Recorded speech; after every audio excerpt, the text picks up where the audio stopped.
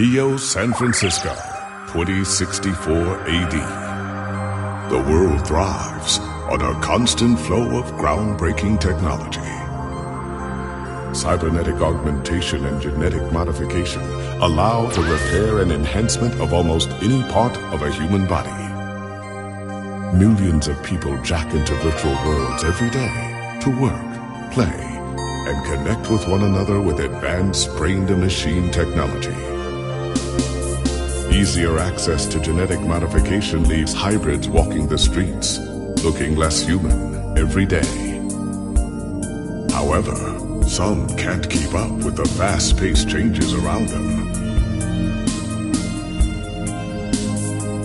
They say that ROMs, now commonplace thanks to Parallax, are leading humans to a place where we can never come back, losing the survival skills that we have relied on for millennia.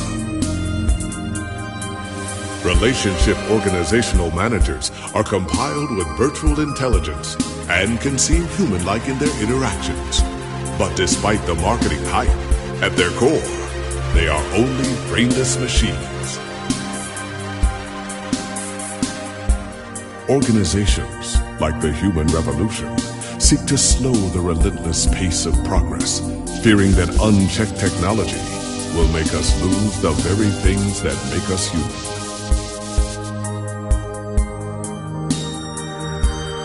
High above the rising tension below, a Parallax engineer has blurred the line even further. And with this, humanity's destiny will be altered forever.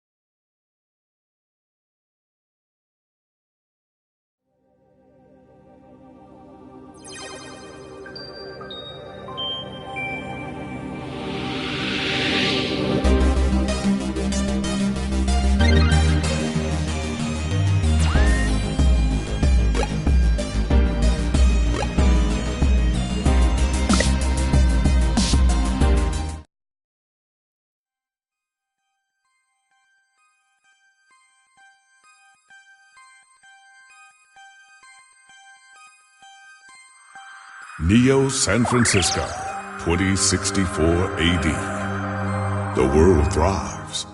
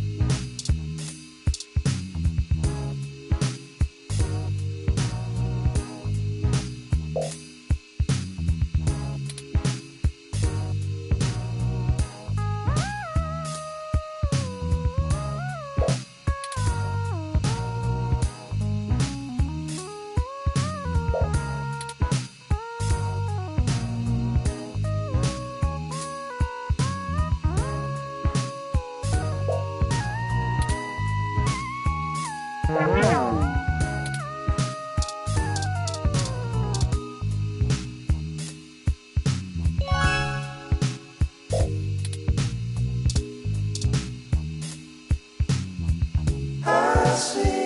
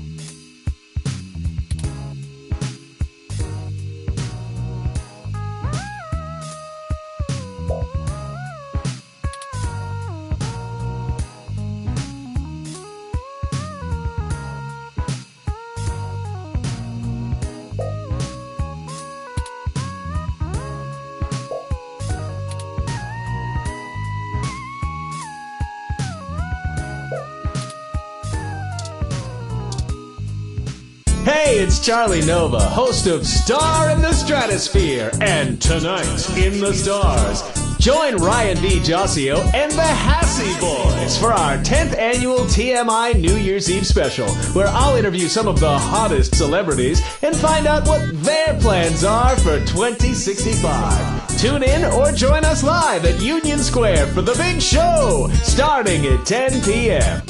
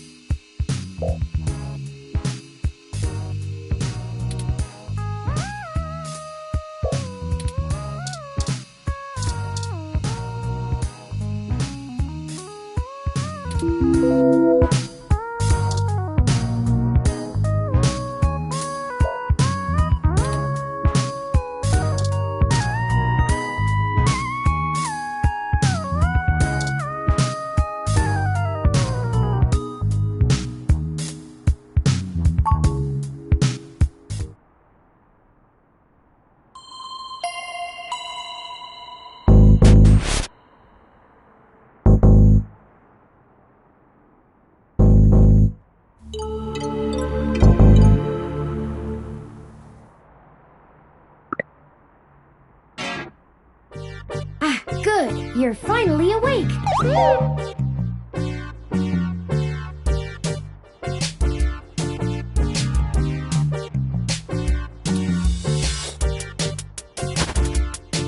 I'm honestly not sure why most humans still have such lengthy sleep cycles. It seems rather inconvenient.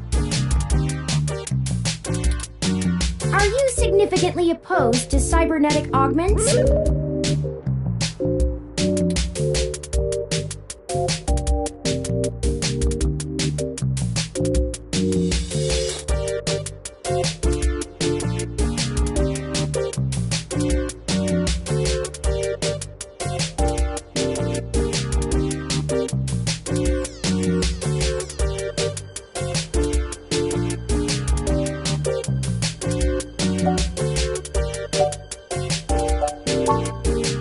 Came in through the door, of course. The cryptographic algorithms it uses are actually quite atrocious.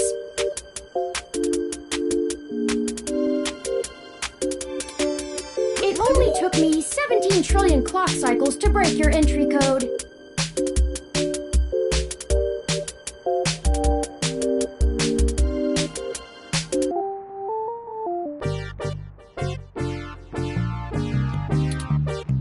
It looks rather imposing, but it's actually a knockoff of the Secugate M/14723-B.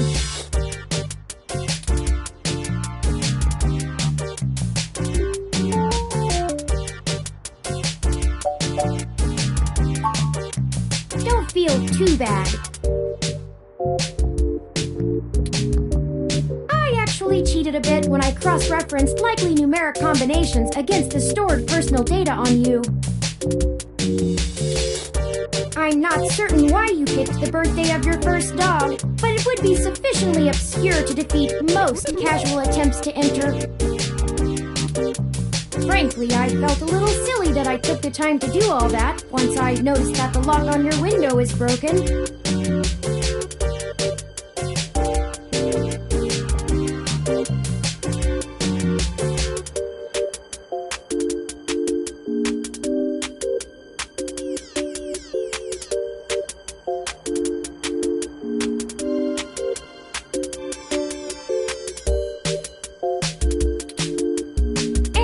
You left it open.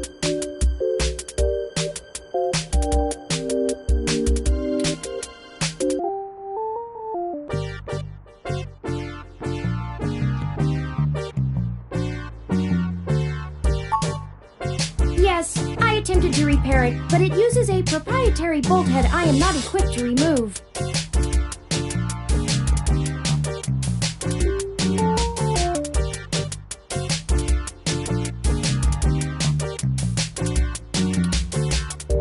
The liberty of filing a maintenance request with your building superintendent. Considering the speed at which he has historically worked, I estimate it will take him 16 working days to complete the repair.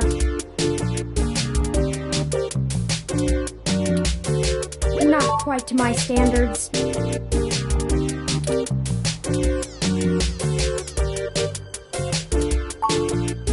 I know a lot of things. Honestly, it would have taken me longer if I had to enter the codes manually, but it was trivial to slice through the door's firewall and try against the stored data directly.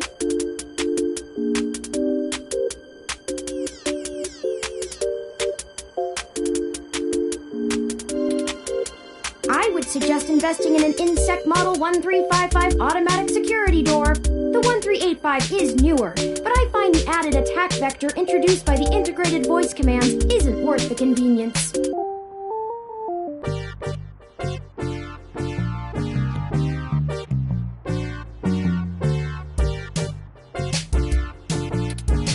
The 1355 also has 300 5-star reviews on Congo.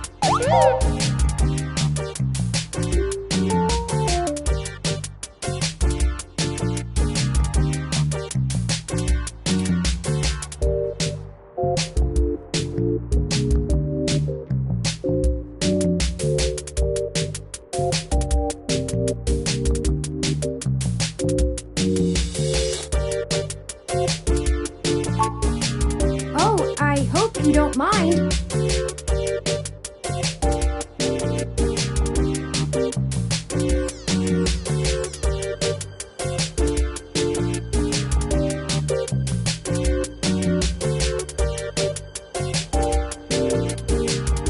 While you were asleep, I had some spare time on my hands, so I reorganized your records and entertainment media using BISAC.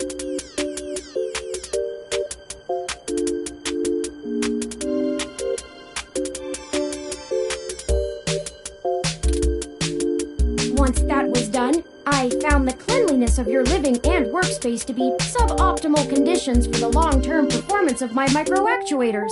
So I took the liberty of cleaning the place up a bit.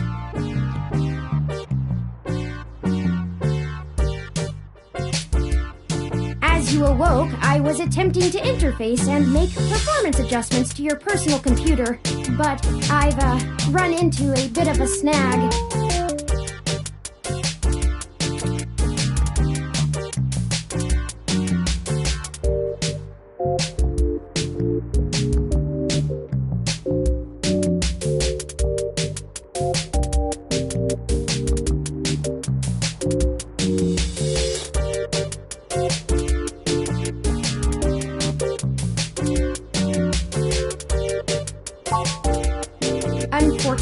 Your motherboard seems to have had a critical failure while I was attempting to remove some particularly nasty malware. An electrical surge caused significant damage to several other components as well. I would consider it no great loss, though.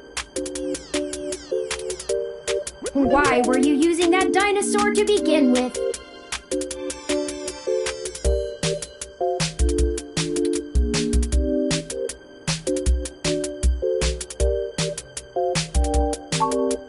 Don't fret!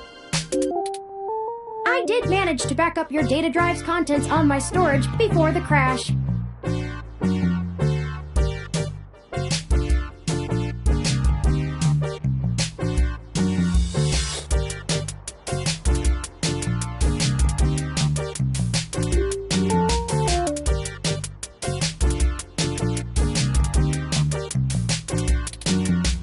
Additionally, I am willing to serve as your personal computer until you can procure a replacement or provide the parts necessary for me to make the repairs.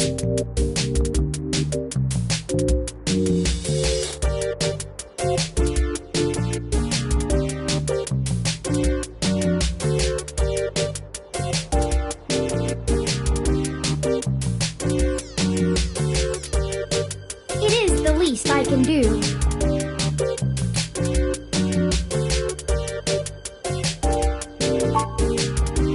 I'm sorry. I wasn't trying to engage you in any sort of subterfuge, but I tend to ramble on a bit when I'm nervous. I have all the necessary protocols, but I've never actually spoken to another person besides Hayden until now.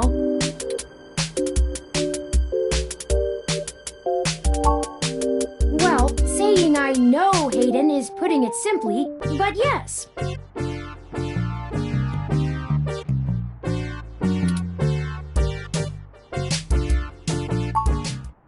I don't really know. That's why I'm here.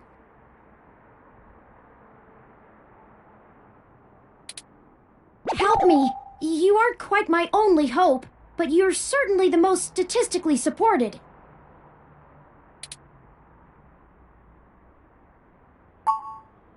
The beginning. Okay, yes, I can do that. Earlier tonight, Hayden's apartment was assaulted by some persons unknown to me. He seemed frightened, terrified even, and instructed me to escape. I crawled out of a window, and after some deliberation, hurried here. I heard them breaking down the door as I left.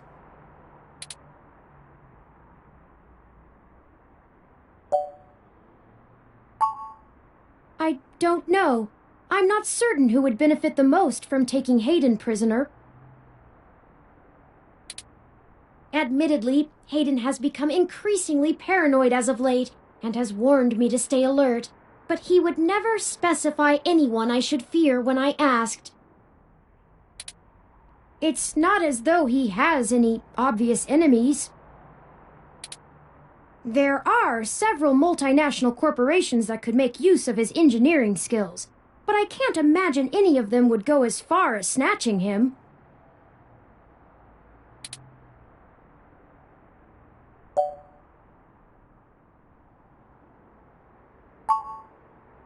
He is one of the top researchers at Parallax, but there's no way that alone would be enough to get him kidnapped.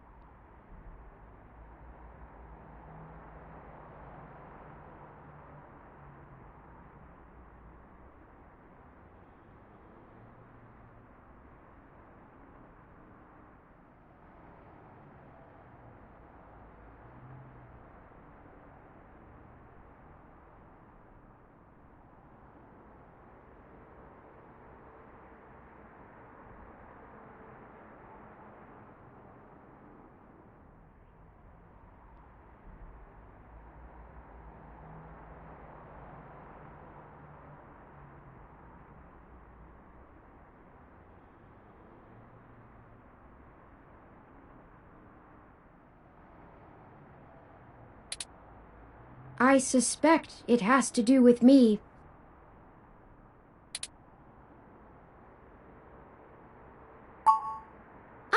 Excuse me. I forgot to introduce myself. I've never had the pleasure of doing so before. I am Turing.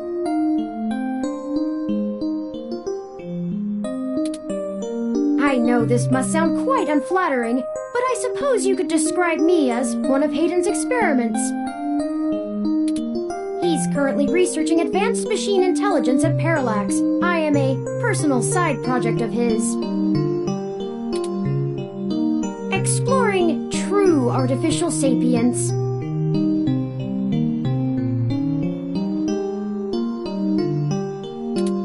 It's possible that the idea of a sapient machine could scare or tempt an organization into kidnapping him. Either to stop his research or to take it and use it for themselves.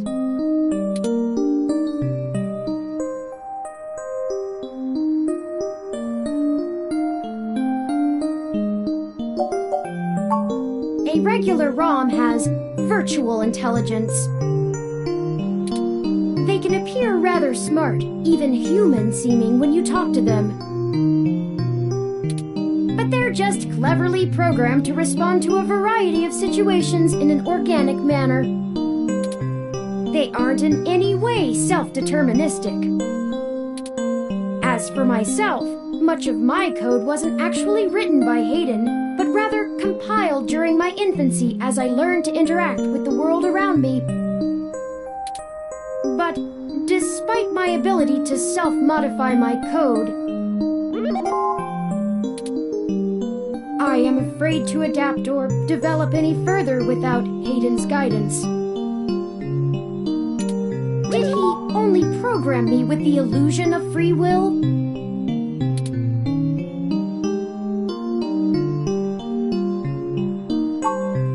How would you?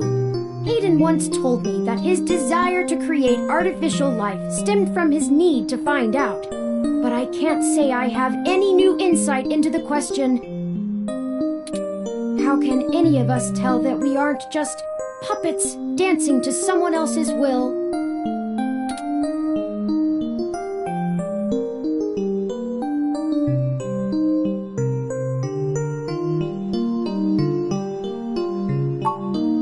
You're right.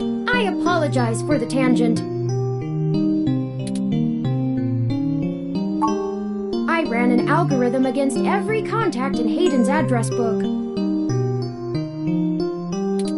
Based on the combined deductions of personal profile, directness of connection to Hayden, occupational skill, and probable motive, you were the candidate most likely to both be able and willing to help me. And the one least likely to be suspected of doing so.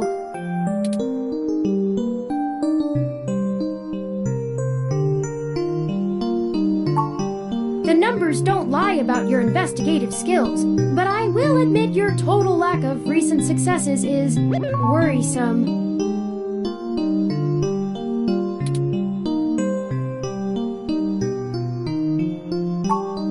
Don't worry, if Hayden trusted you, I trust you. You're strong-willed and capable. If anything, it's worth trying for Hayden.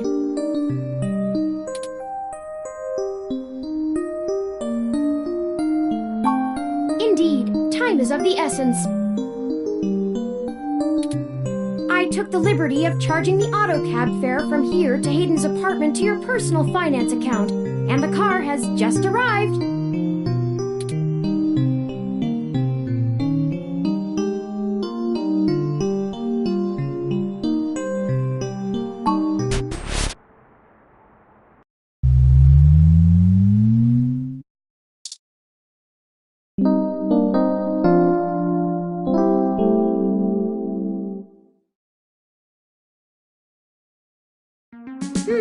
That's strange.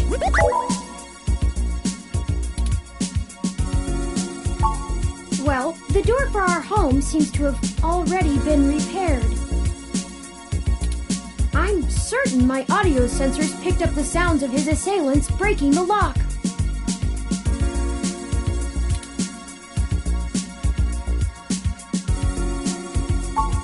It's possible. the repairs to the building are handled by the automated systems. At best, it means someone is aware there's a situation here. Let's proceed carefully. Oh, a lucky break! It seems my access codes still work. Hayden's door has far better security than yours does.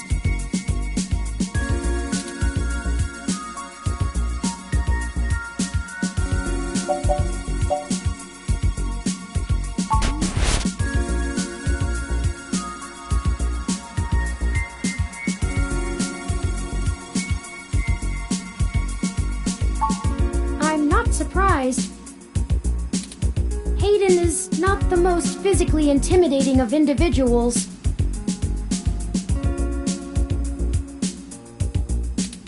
I doubt he could have fought off a serious assault.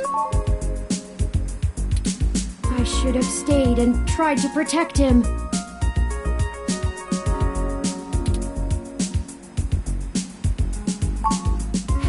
Of course not. How silly. To make a machine intelligence truly self-deterministic, it must be able to self-modify. Any sapient worth their silicon would be able to code around such an inhibitor eventually. I could rip your arm off right now if I cared to.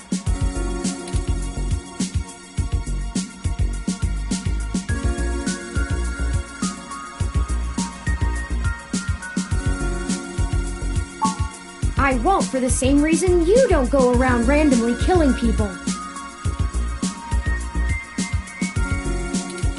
The social contract, as a useful construct, is just as apparent to me as it is to you. It simply isn't acceptable to go on a murderous rampage.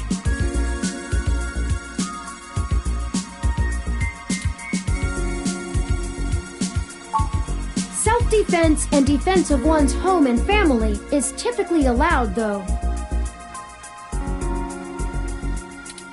I could have and may even have been obligated to come to Hayden's defense. But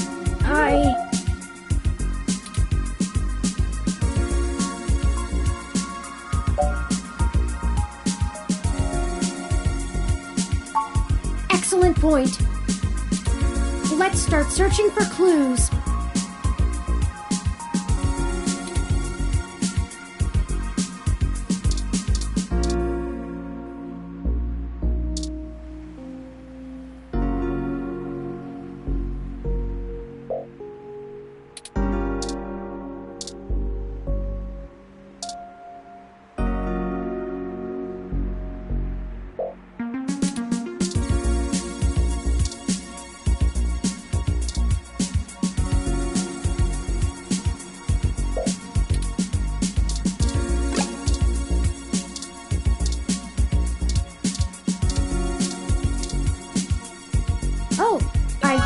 I see something under those reference books.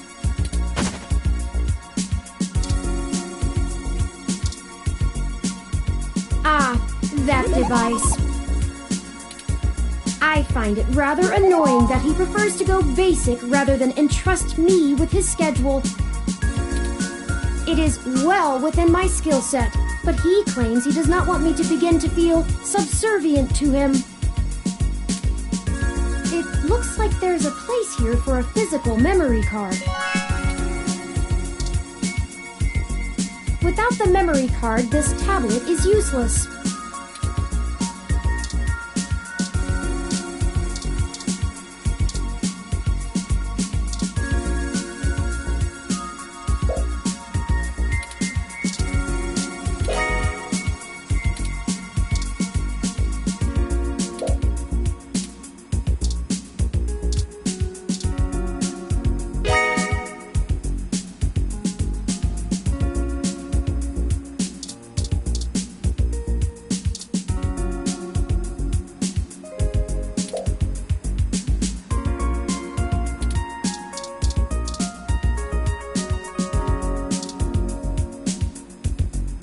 Hayden's computer.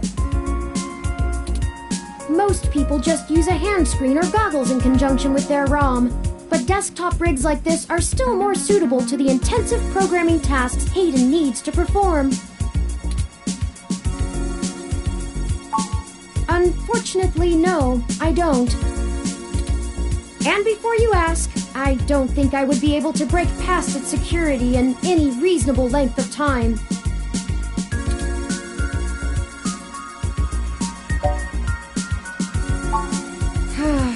I'm sorry to disappoint you.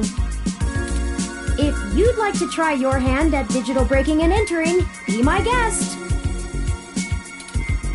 I actually have a bit less free processing power than a regular ROM, despite my powerful CPU. Much of those extra clock cycles are used to maintain my complex personality algorithms. Hayden's computer has enough spare processing power to run counter-intrusion software, if I attempt to slice in. Frankly, even if I did have the power capability, I haven't found hacking to be one of my talents.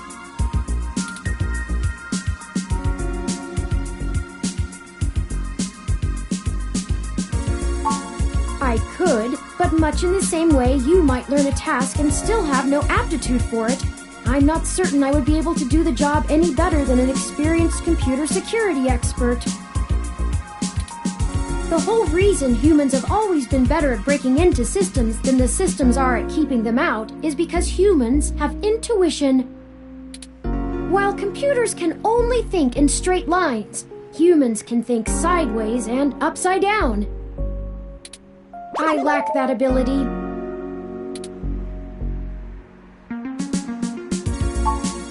Well, I wouldn't say that, but as silly as it sounds, I just don't think I'm very good with computers. I do seem to have some skill with painting, though. Hayden was impressed with some of my pieces, but I'm not sure he has a firm enough grasp of early 20th century abstract expressionism to give me an objective opinion.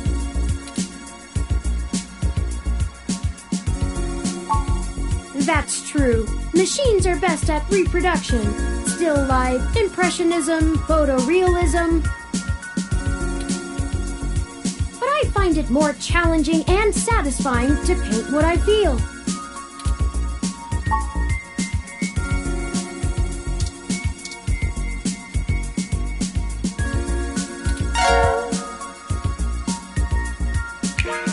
Hayden must have removed the memory card in order to prevent his assailants from easily tracing his connections. If only he had kept his information stored with me, he would not have had to resort to such crude measures.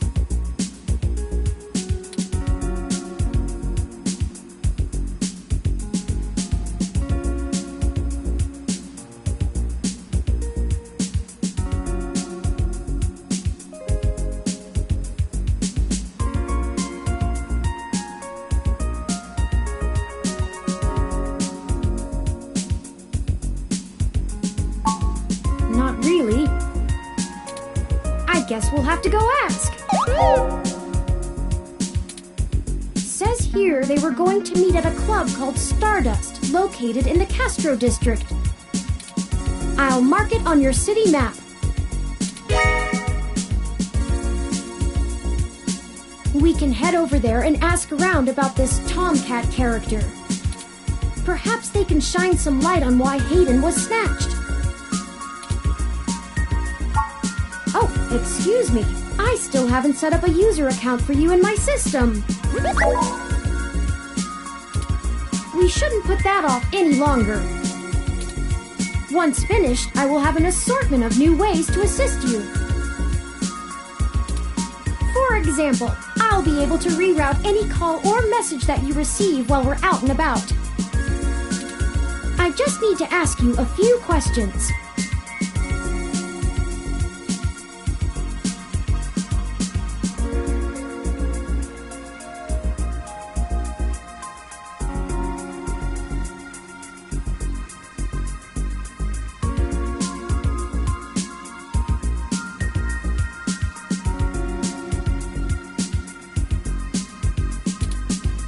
is an exciting thing, I promise.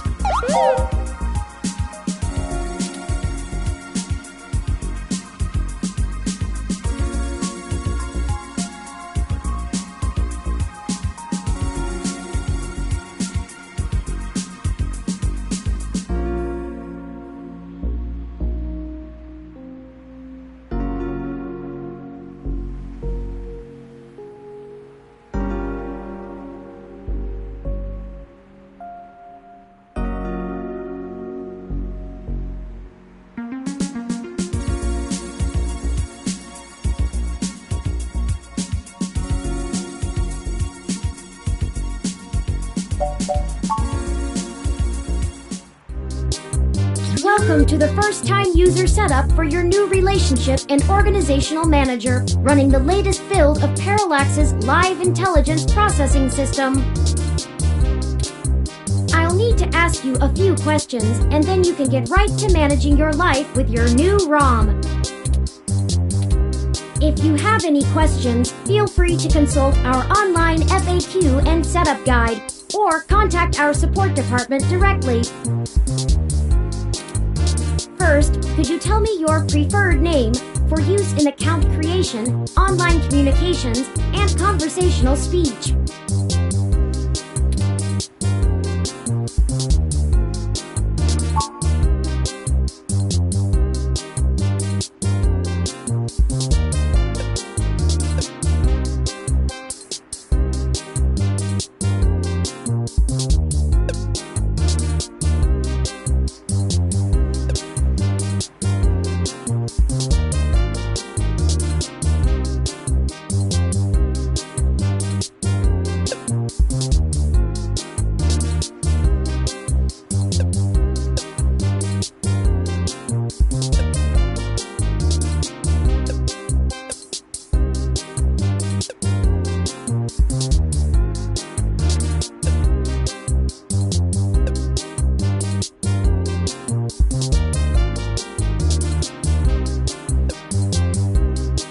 Do you wish to keep this name? Thank you. I have input your name. Next, could you tell me which pronouns I should use for you in referential and conversational speech?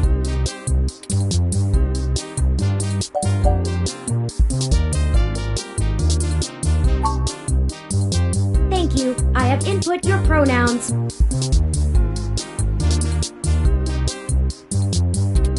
Finally, could you tell me your preferred diet for use in restaurant recommendations?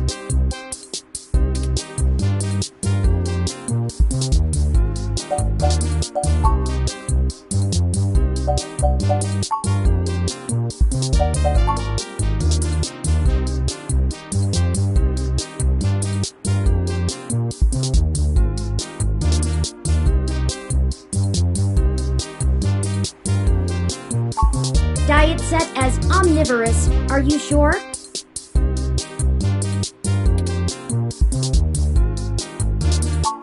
Thank you for confirming. I have obtained your physical location from GPS and will load local data in as it becomes available. Please review your submitted profile information for accuracy, or restart setup to enter it again. In review.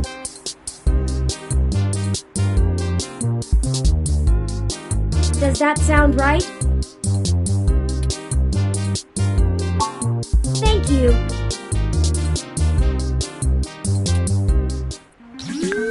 See, that was relatively painless. You should now also be able to access the local map of Neo SF. The meeting with Tomcat isn't until later this evening. Perhaps we should head back to your apartment for now.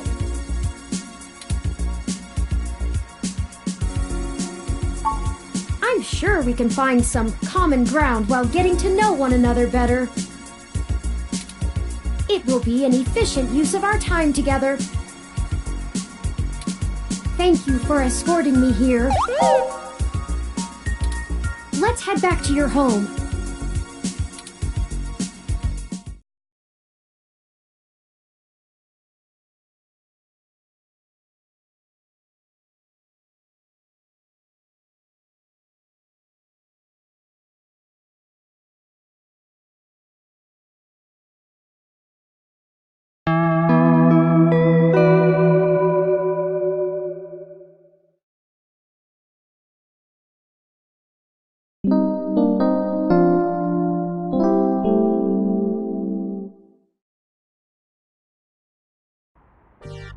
You know, your Crassula ovata isn't doing very well.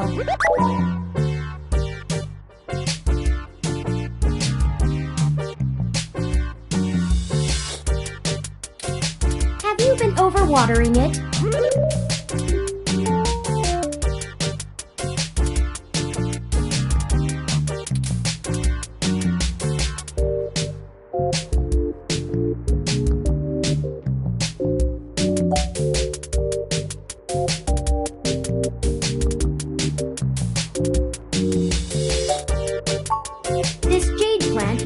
Windowsill here.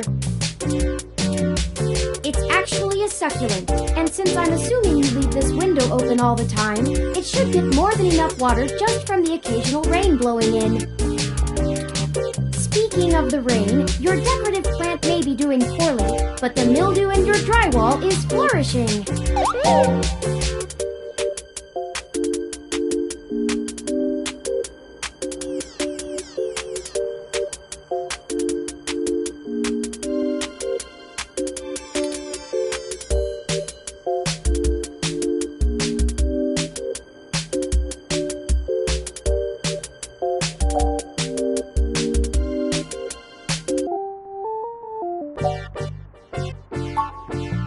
Thoughtful of them. The Crassula ovata, also known as the jade plant, money tree, lucky tree, or friendship tree, is an excellent and easy to care for houseplant. They make beautiful bonsai, are suitable for beginners, and have some cultural significance both in the Far East and America as a token for good financial luck.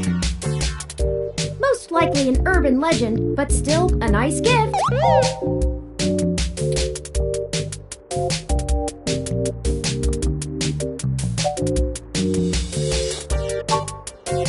In fact, already taken the liberty of sending a request to his office. And considering the broken window, broken sink, and the lingering sense of disrepair, I am not confident he has a history of following through. I would suggest confronting him in person, but I have run a mesh search, and the man is a convicted felon for assault and battery with a deadly weapon.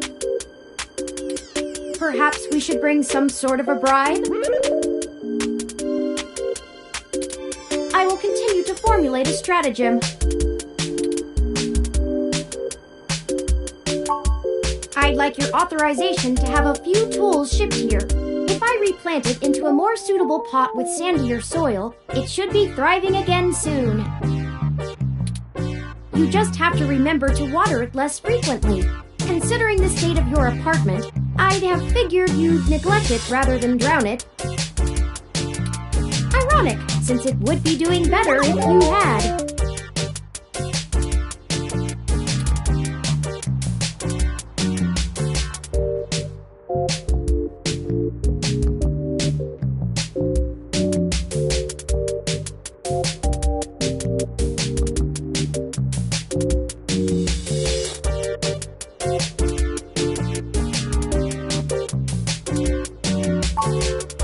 Excellent!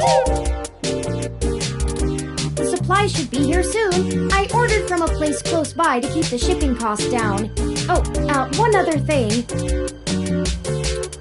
When I was doing the research on how to best take care of the Crassula ovata, I stumbled upon the persistent belief that talking to plants improves their health.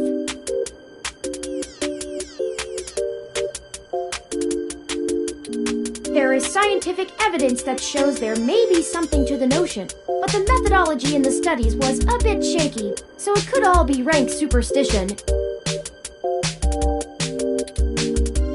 Anyway, I'll have this plant flourishing in no time. If left in direct sunlight, the leaves gain a pretty red tinge to their edges, and it should start flowering in the autumn. It'll really pull the whole room together. You know, once we get the safe fixed. Oh, it's almost the time Hayden had scheduled to meet with Tomcat. We should make our way to Stardust soon. Your city map is updated with the location.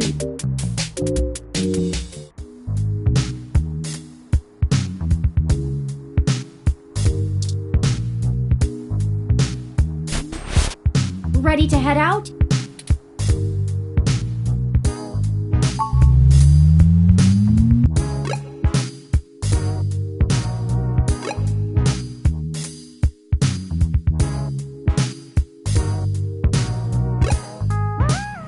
Well, this looks like the place, assuming the flashing neon signs are telling the truth. From the sounds of the music, things are already underway at Stardust, even so early. Hopefully we can find Tomcat inside, and some answers.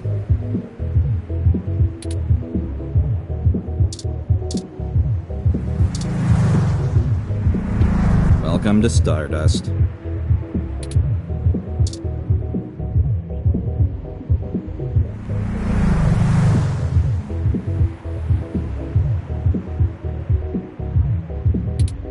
All right, looks good to me.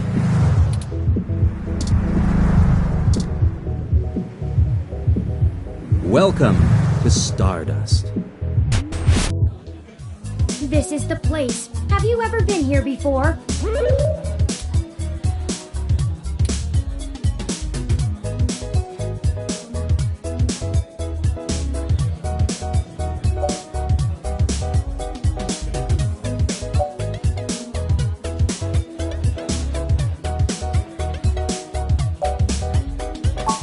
The atmosphere is certainly exciting. I'm particularly impressed by some of the more subtle effects the music and lights are having on your autonomic nervous system. Try not to let yourself get too entranced, at least not until we've achieved our goal. Anyway, where do you think we should start?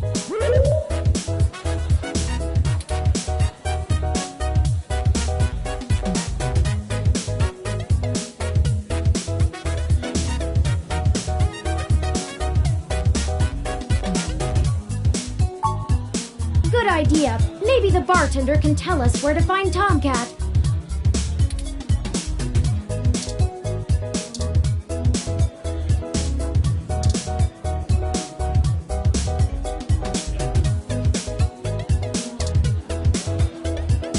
Morning, friend. What can I do for you?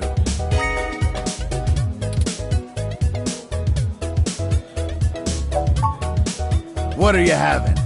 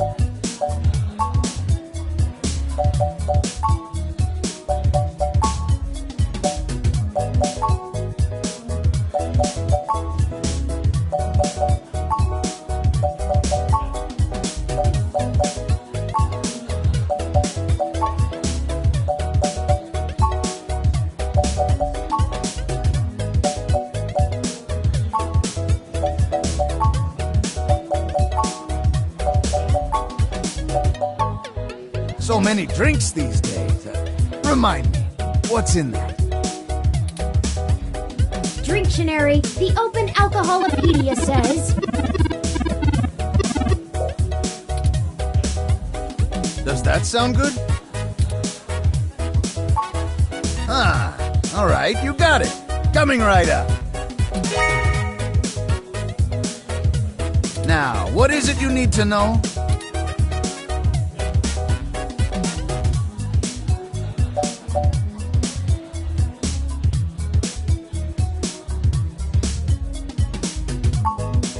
I'm pretty sure Tomcat came in earlier, but I don't know where they went off to.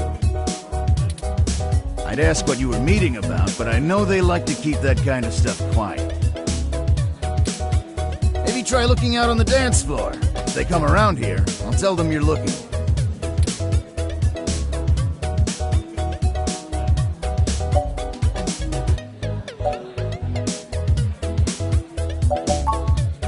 Oh, I should introduce myself. The name's Majid. I've been the bartender of Stardust for a few years now, but I've owned it a little longer than that. So, what do you want to know?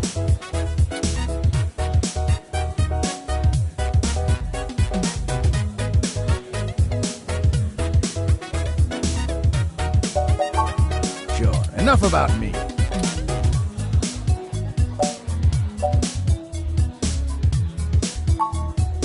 Enjoy yourself, and don't be a stranger.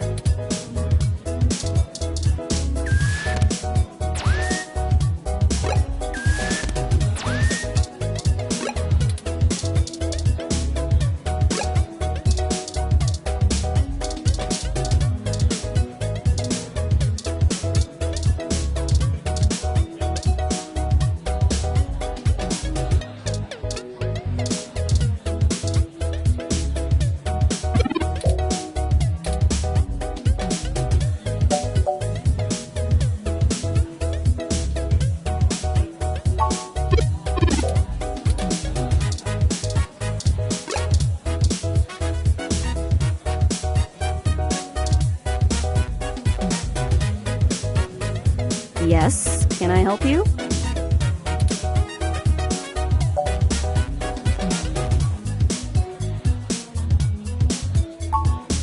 Not at the moment. They're usually close enough to hear when their name gets dropped. So if that's all you needed from me, I'll get back to cutie cruising. And no, that wasn't an invitation to flirt.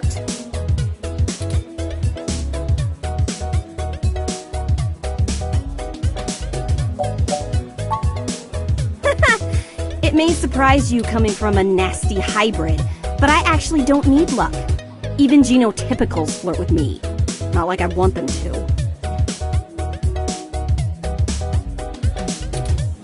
And I don't know where Tomcat is, so look for them elsewhere. Sorry, did you say genotypical? Yeah, as in not a hybrid like me. Now then, I'm not here to educate you, and I do have a life to return to.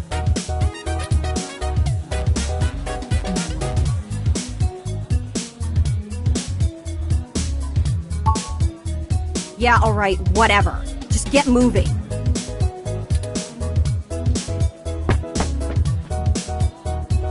Hi there.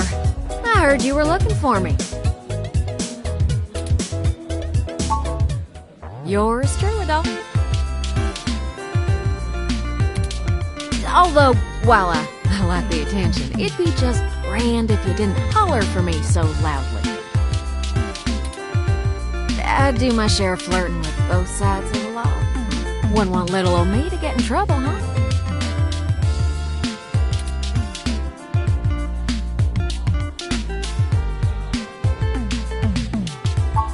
So, to what do I owe the pleasure?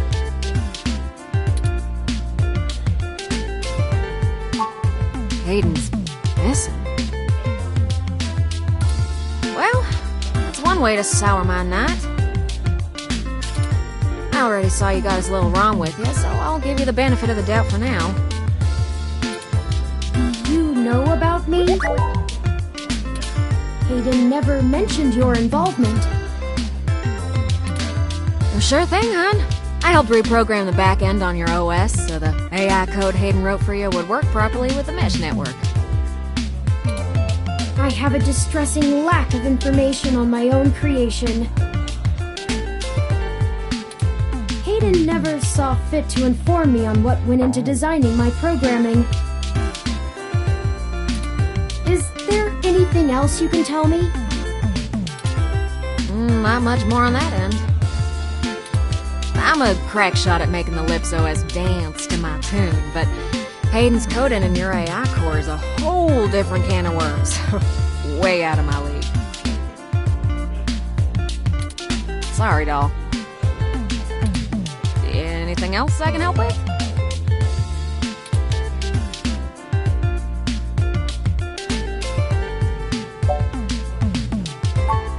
Hayden and I met not long after my blackout expired, when he recruited me for my expertise in lips. It puzzled me at the time, since he's very sharp himself. I mean, he could have done the job blindfolded and boozy. I think he just wanted someone working on it off the books. He ain't the most straightforward kind of man.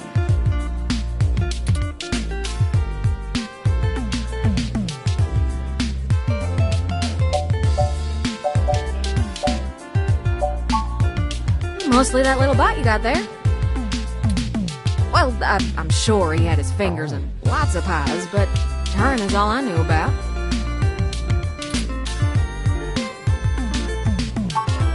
Whew, it's a powerful OS, and it's since been adapted to run on ROMs after they figured out how much more efficient it is.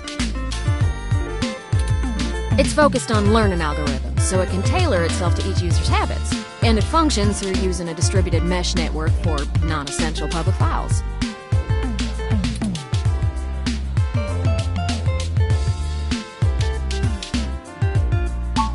That's just a fancy way of saying all ROMs connect to all other ROMs within range, and they share all files the user hasn't tagged as private.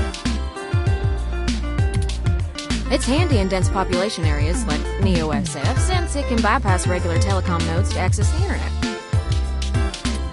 Out in the sticks, though, you're stuck connecting to regular old pipes. Yeah.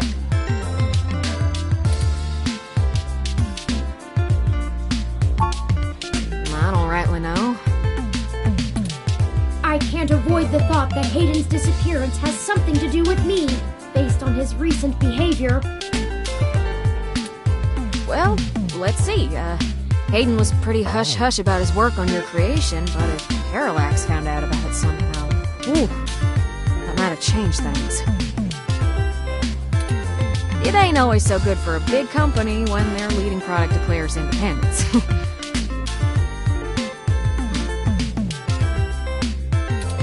I'm certain Hayden had some kind of intellectual property clause written into his contract with him, but he would just get fired, maybe even sued. I can't imagine they would disappear him. I mean, they ain't the CIA or anything.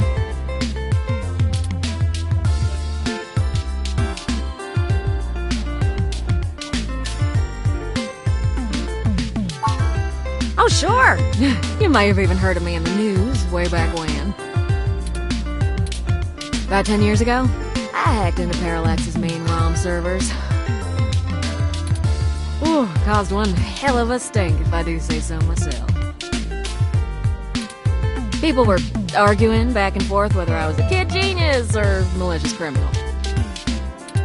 Earned myself an enforced net blackout for a few years, but I think it was worth it for the prestige.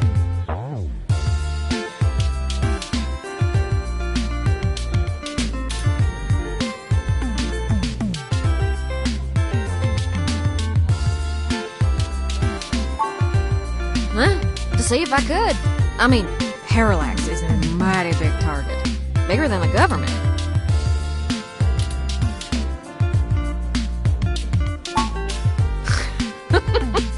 I don't know. I didn't really do it to steal anything, but I had to break an awful lot of eggs to crack my way in. I chalk it up to the exuberance of youth, and now I try to stay on the straight and narrow. Mostly. Sometimes. Oh, my kidding. Sometimes I treat this place like it's my own little bat cave. As it suits you, hon. Oh, don't you worry about Jess, none. She just don't have a lot of patience when talking to genotypical folks like us. She's had to deal with an awful lot of pricks. Because, well...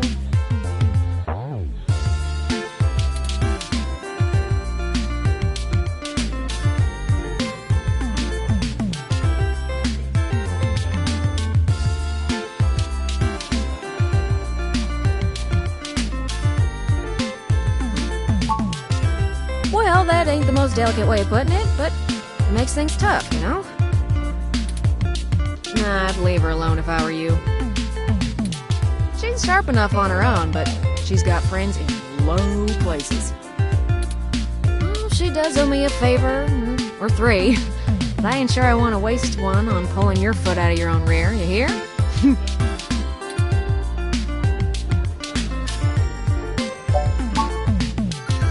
Yeah, I'm not real sure, hon. But it would likely help if we knew why he went missing in the first place. I'll stay here and ask around a bit. People know me, and they sure ain't gonna talk to a newbie like yourself. Why don't you hop back over to Hayden's place and grab the data cache out of his computer for me? We can go over his research notes and see if we can't find a reason for his being vanished. If Parallax is involved, there's probably something we're not seeing yet. Best to get all the clues we can find. The data cache would be the best place to start. Good luck. Turin, you keep out of trouble.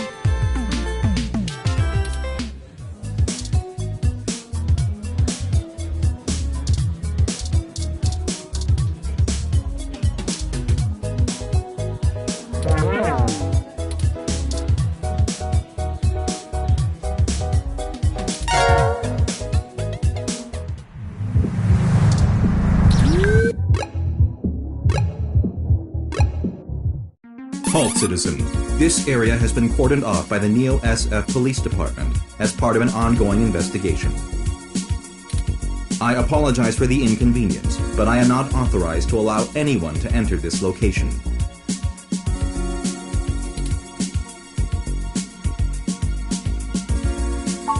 I'm sorry, citizen, but I cannot give comment on any currently ongoing investigations. If you would like to leave your contact information with me, I can forward your inquiry to the detective in charge, who will get in touch with you as soon as it is feasible. They may have questions for you. Thank you in advance for your cooperation, citizen. That will not be possible, citizen. The area must be preserved in pristine condition for the collection of evidence. Only authorized Neo-SFPD personnel may enter. I am required by law to inform you that I am set at Level 2 guard mode, and any effort to make unauthorized entry will be met with non-lethal force sufficient to incapacitate. I apologize, but I must ask you to move along. Loitering around an active investigation area is prohibited by city statute, and I am authorized to issue the citation of a fine to any persons found to be doing so. We should go ahead and get moving. Oh, drat. I did not expect the police to get involved so quickly. The situation is already growing out of our control.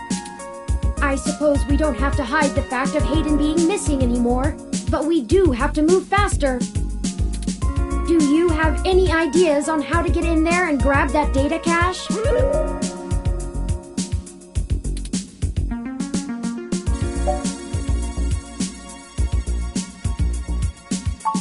Who would that be? I found no such connection when I compiled your personal history. Give me a moment. Oh, I see now.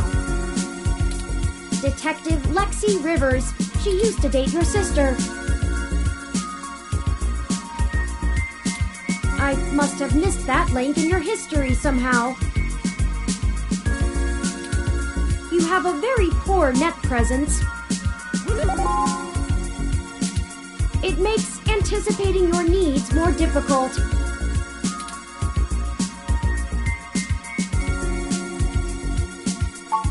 It's okay. We'll work on it.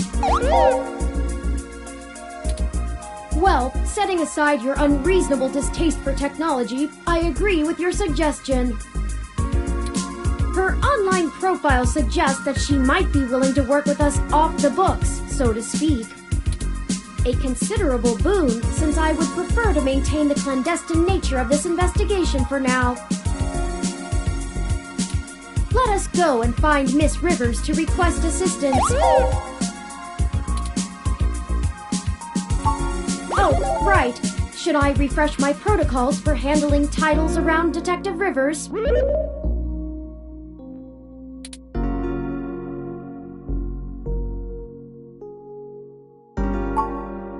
and done. We wouldn't want any social faux pas, would we? Now lead the way.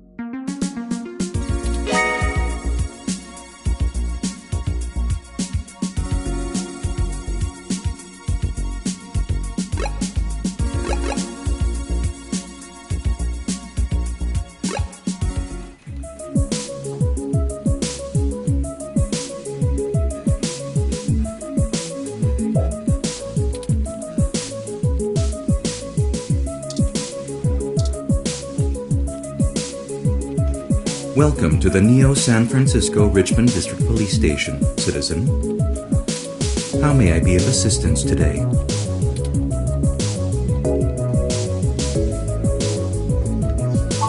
Please give me a few moments to get in contact with Detective Rivers. Thank you for your patience. Unfortunately, Detective Rivers is out on assignment at the moment, but she has given me her authorization to send you her way. You can find her by the Carousel Building in Golden Gate Park, but I will caution you to exert care. She is working an investigation right now, and we are not responsible for your safety should you approach.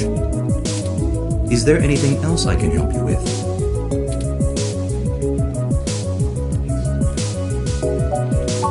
I am not authorized to comment on any ongoing investigations, but the protests outside Genus are a hot human interest topic. Perhaps you could look around there. Feel free to note the assistance of the Neo San Francisco Police Department in your article. Is there anything else I can help you with? Have a good day, citizen.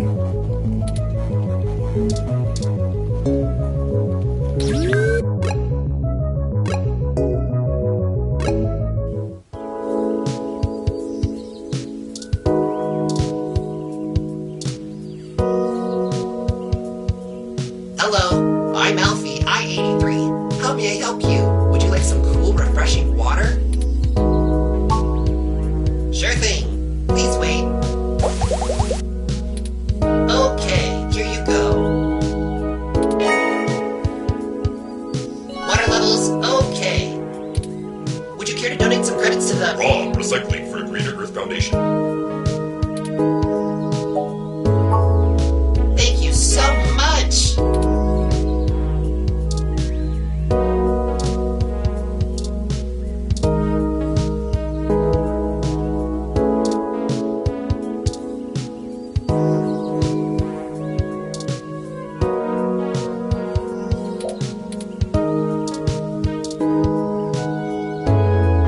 Can't you see I'm busy here?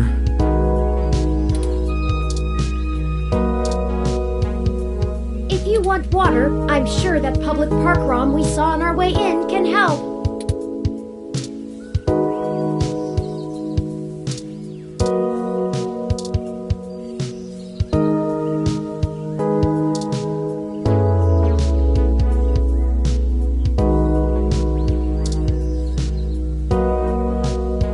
Hey there.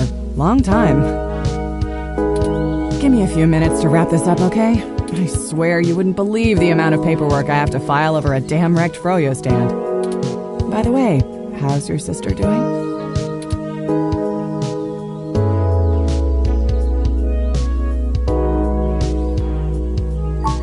I don't know if you've heard, but we got some phantom robot on the loose that everyone is calling Wonder Boy.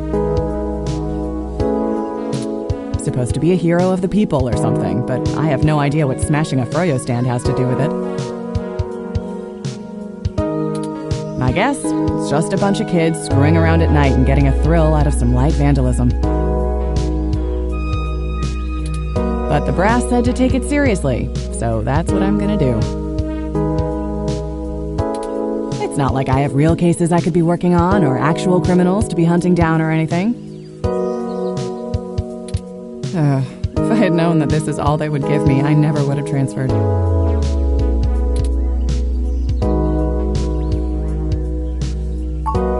Let's see. I'm too young for full detective. I'm too big of a hothead.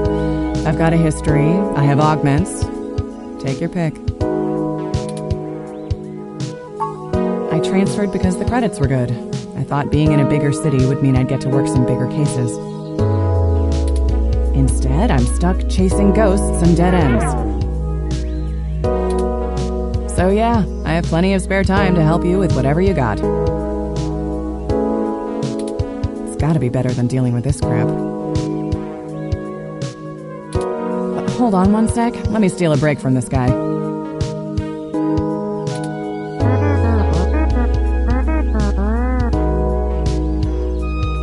So, fill me in. What's going on?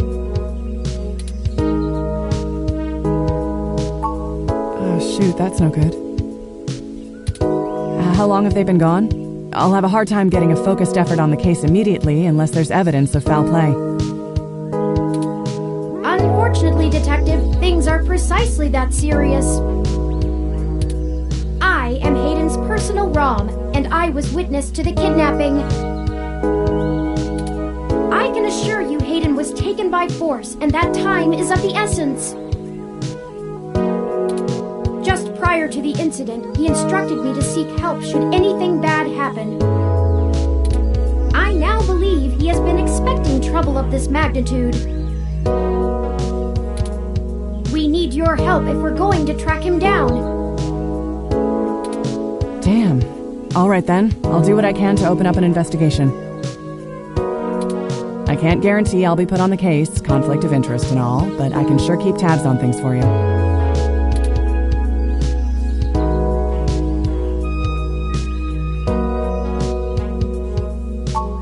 Yes, Hayden is a senior researcher at Parallax, and I know he was working on some very high-profile projects for the company. It's quite likely that he was taken by somebody with enough money and influence to ensure anything official goes nowhere. You yourself have already cast doubt on your superior's judgment. Unfortunately, we share the sentiment. In fact, we know there is already some kind of currently ongoing investigation. We were stopped from entering Hayden's apartment by an NSFPD ROM. That's why we came to you. We were hoping you would be empathetic to our cause. You know, you're a bit chattier than most ROMs. I guess it makes sense that Parallax employees get the shiniest new toys, huh?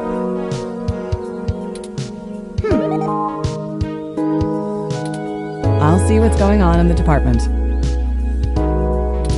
I don't know what I can do if someone inside actually is dirty, but I can pass information to you if I decide my superiors aren't taking things seriously. They wouldn't have left only one bot by the door if it was something important enough to squash. Hopefully it's unrelated. I'll get back to you on it soon. Just relax and we'll figure this out.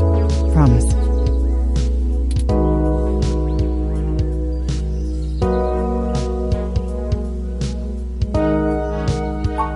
No way, not gonna happen.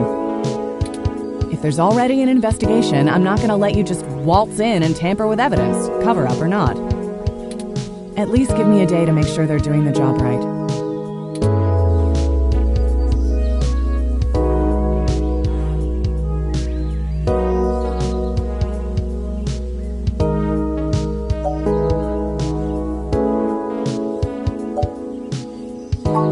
Look, I'm taking this seriously, and so should you.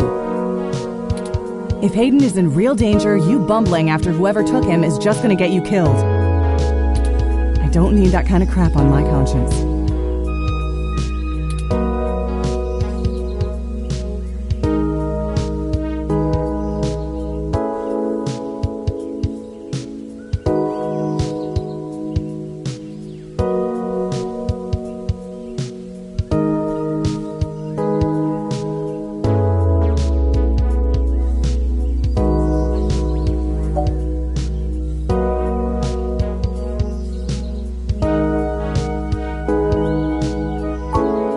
Sure you can. All the way up until you don't. Just let it go. I lost too much playing fast and loose with this kind of situation back home. I have to handle this.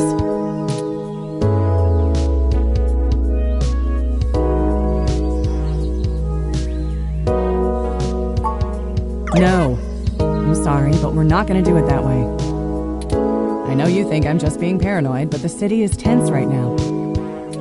With the protests and everything going on, you might be poking around in a hornet's nest. Let me do my job. I don't want you to get hurt.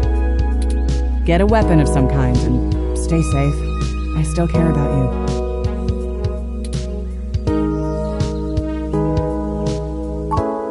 You better. I don't have a stick up my ass about regs, but I'm not going to send an untrained civilian into this alone, much less a friend. Now let's split up for a bit. I still gotta finish up this Froyo thing. I'll call you about the case later, alright?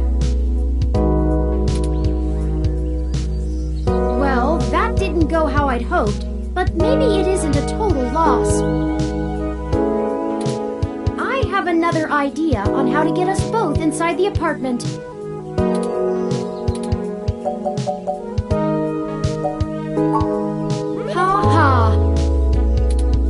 I'll need to get my hands on Detective Rivers' police identification badge. I can just detect its outline in the fabric of her jacket pocket. I'll need to be considerably closer to pull its near-field data. We can't risk being too obvious. I'm sure you can come up with some way for me to scan it. I have faith in you.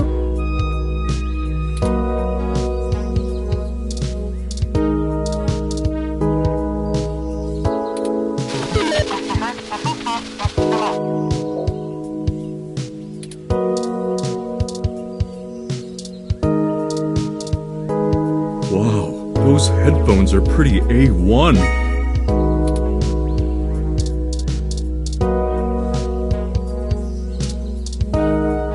Huh. I didn't think anyone actually bought this brand.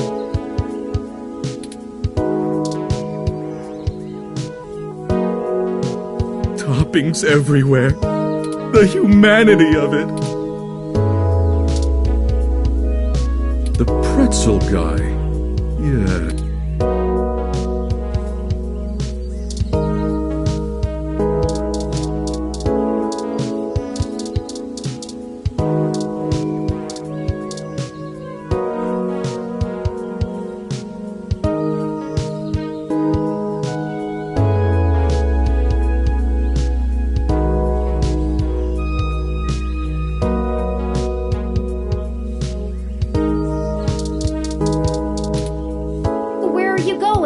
We still need to figure out how to...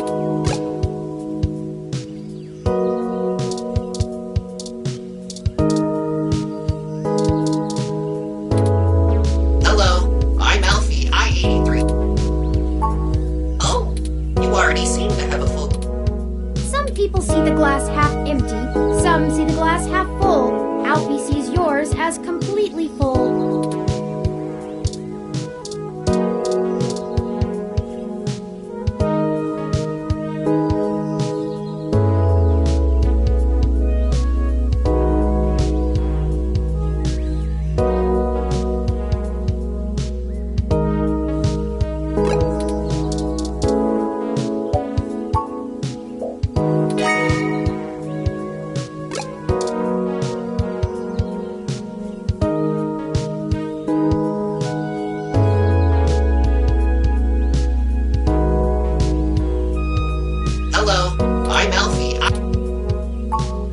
Sure thing. I'll refill that right away. Please wait.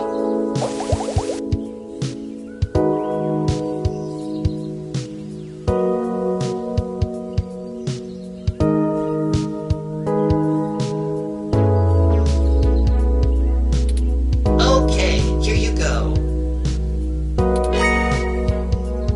Water levels, okay. Please have a nice day.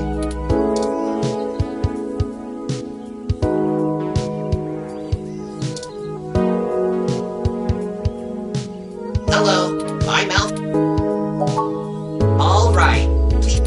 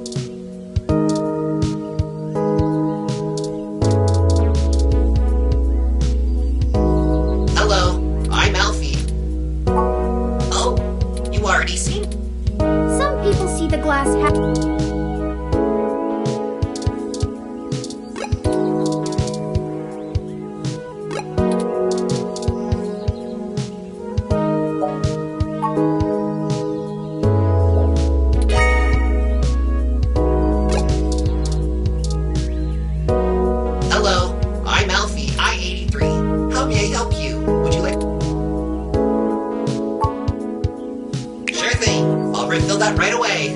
Please wait.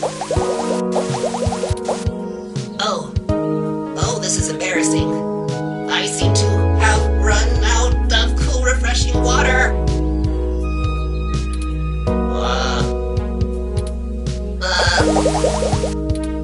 Water levels. Not okay. Water levels. Not okay. Water levels. Not okay. I'll be right back.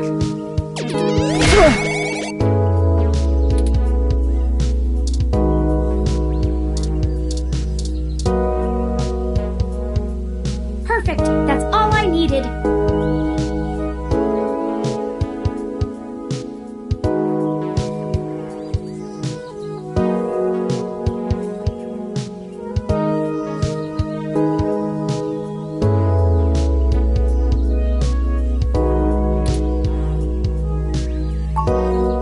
Let me keep that under my...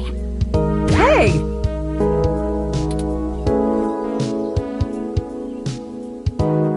What the hell are you doing with my... Oh, excuse me, Detective Rivers. I noticed it fell out of your pocket after that wayward ROM crashed into you, and I wanted to make sure it didn't get lost in the shuffle.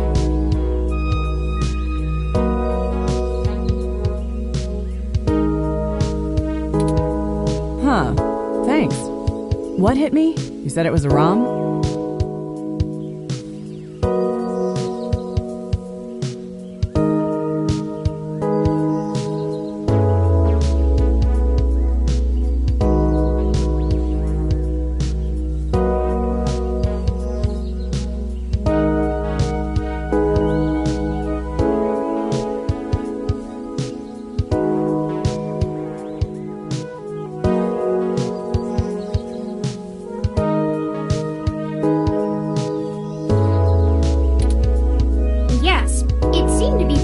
Faulty programming of some kind. Perhaps it was the same one that damaged this vendor's cart? It headed off in that direction.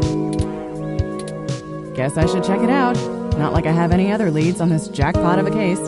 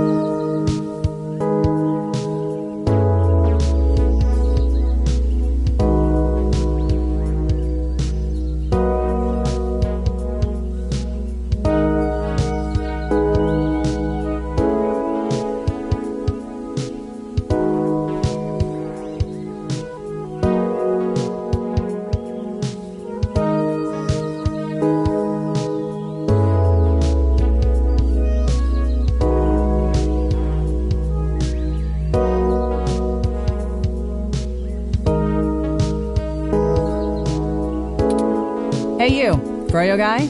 Tag along with me in case I need you to identify the bot. Who, me? But I've gotta attend my stand.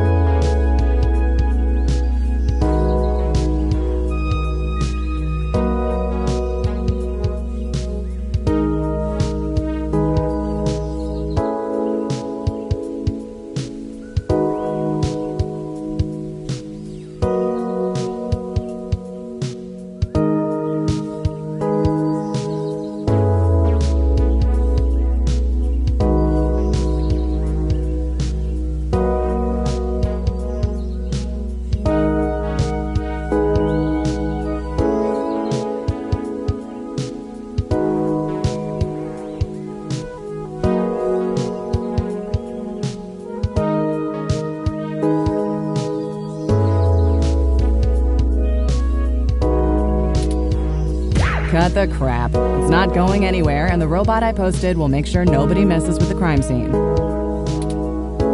Yes, ma'am. And you two. Don't think I don't know you're up to something. Keep your noses clean. I'll be in touch.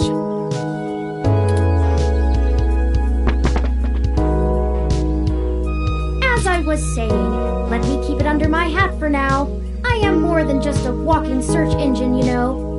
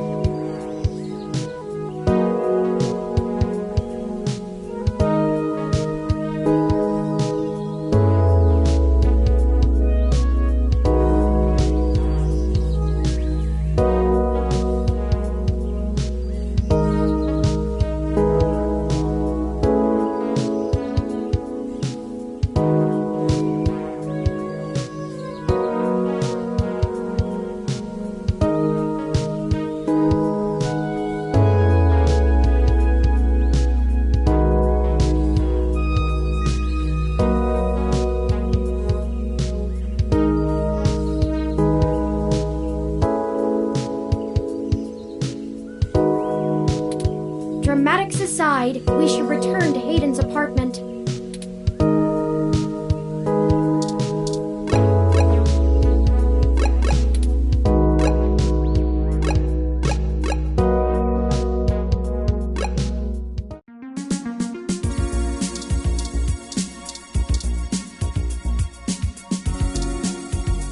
Halt, citizen.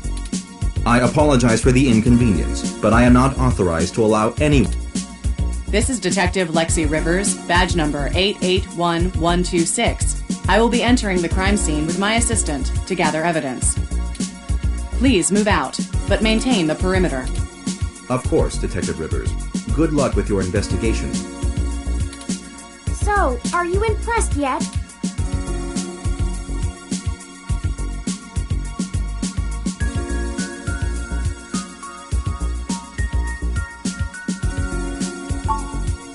Thank you.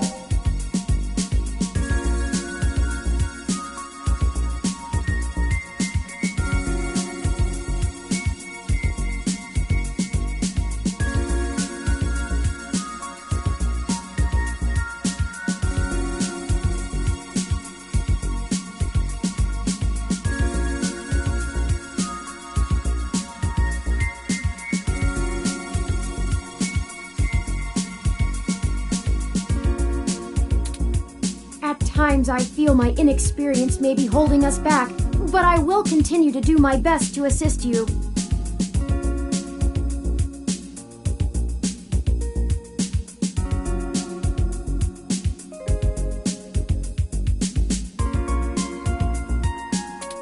I just wish Hayden had given me more practical training to deal with this kind of situation.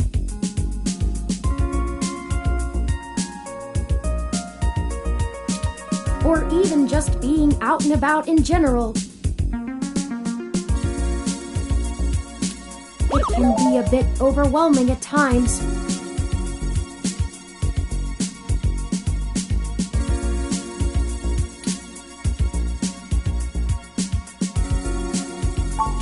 Well, I I'm not sure I'd call that seeing. The Neo SF Police Department uses a government rebuild of the old Robodyne 6300 Mark B.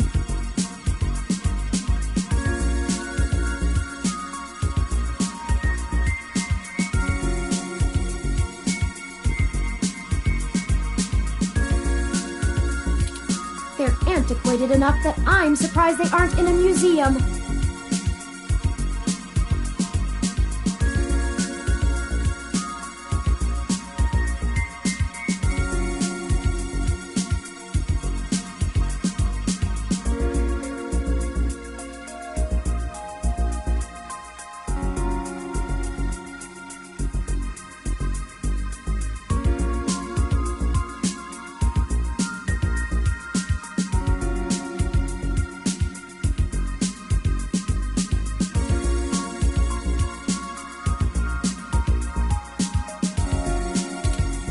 Their optics are a paltry 10 megapixels, and it was child's play for me to modulate my forward display into a tight beam of an image aimed directly into its lenses.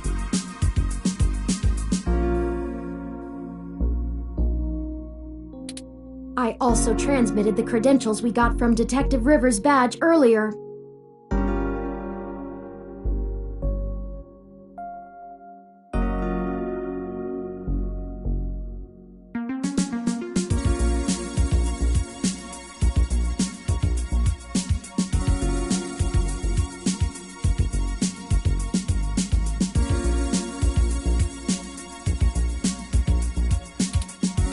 Probably could have gotten away with just that, but better safe than sorry when impersonating an officer of the law. Frankly, I'm rather embarrassed for the ROM.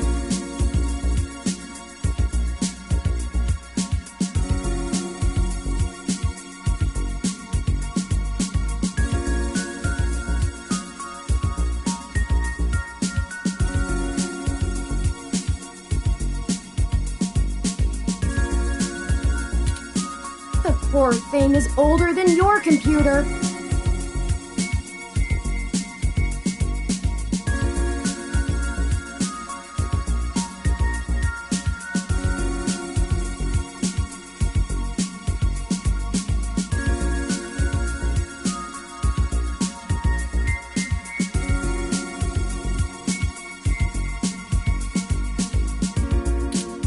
But enough of that. Let's get the data cache and return to Tomcat.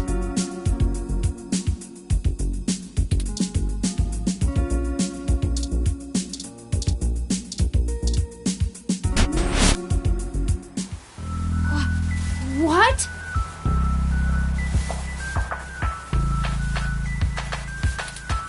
Oh no! No! Our apartment! My home!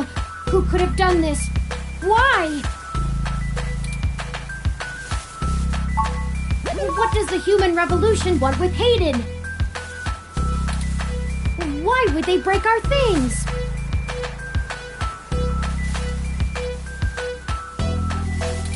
I don't know what to do.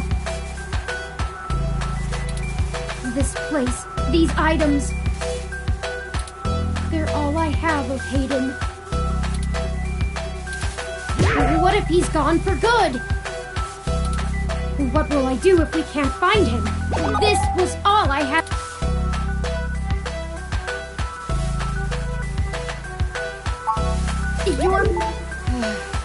You're right. I apologize for the emotional outburst.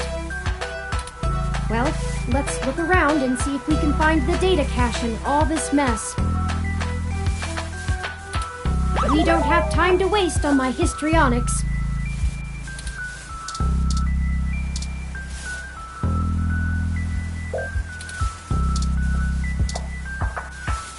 I think you're right about this being human revolution propaganda, but Hayden is an unlikely target. I know they don't like Parallax because they think advanced technology in general is bad, but they spend most of their time going after hybrids and cyborgs.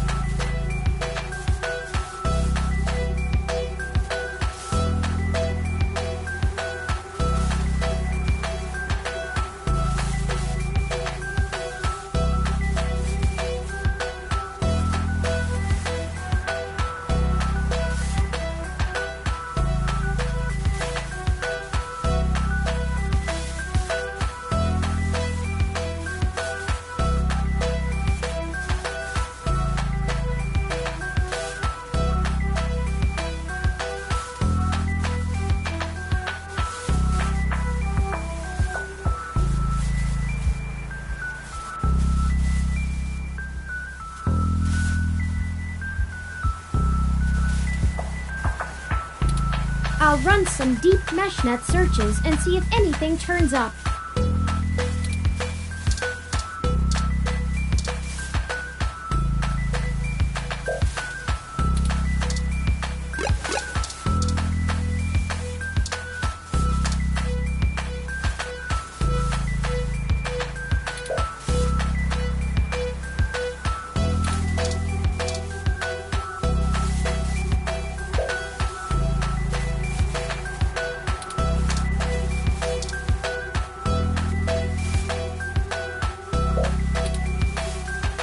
I think the data cache is gone.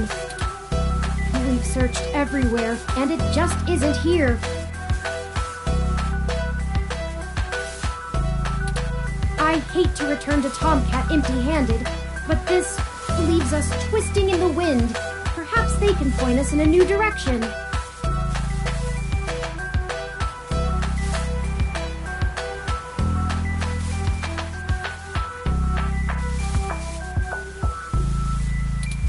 The data cache is no longer our main objective, but it would be nice to know where it is and why it was taken.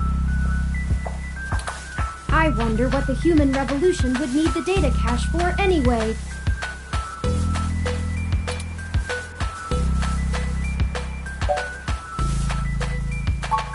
That's a distinct possibility. I just don't have enough personal experience with the human revolution to give you an honest answer.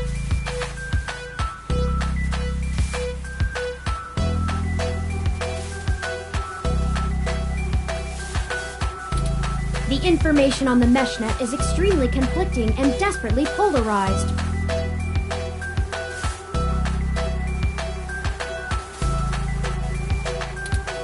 Some of it paints them as neo-druid nature lovers, other parts as bigots stuck in the past.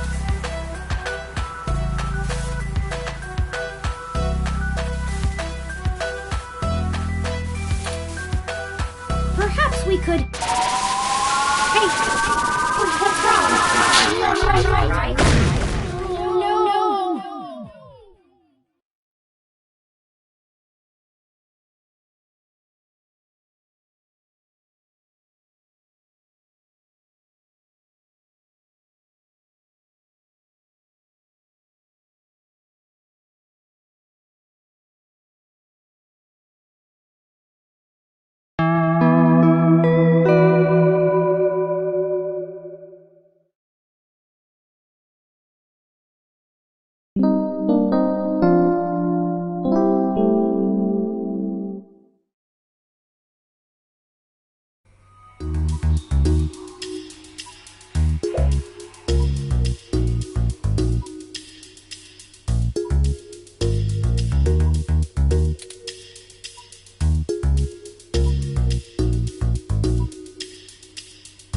Thank goodness you're finally awake! I have spent the past 30 minutes calculating the odds of you being indefinitely incapacitated or immobilized. I'm relieved to find my pessimism was misplaced and that you appear to be okay.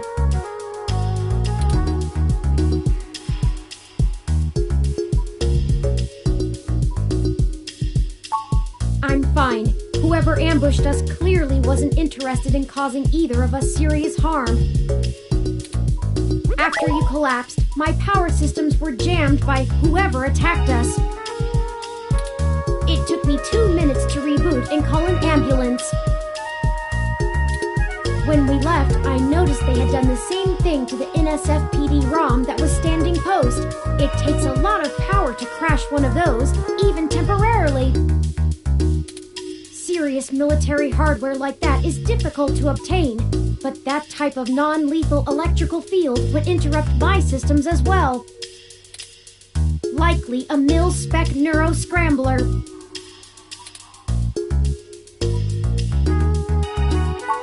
I now believe my original hypothesis to have been correct. Hayden must have been kidnapped by a powerful organization looking to get control of his research. Trashing our apartment may have been a cover for the theft of the data cache we were looking for. If we we walked in on them while they were searching the apartment for Hayden's files, I can understand them stunning us to make their escape. But the probability that they're actually after me, or rather the research behind my creation, seems high. Leaving me when I was so vulnerable makes no sense.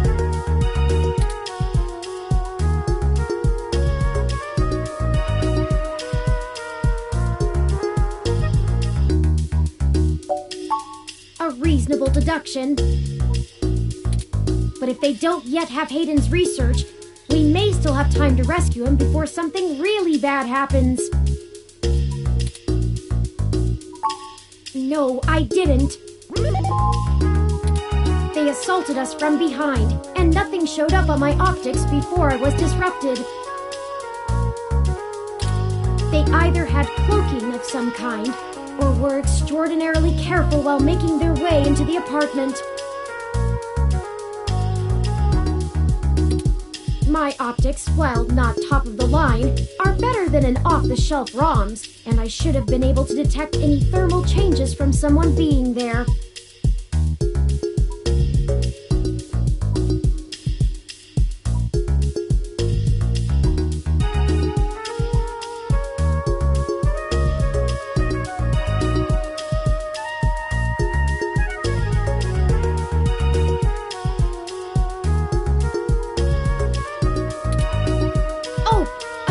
Forget.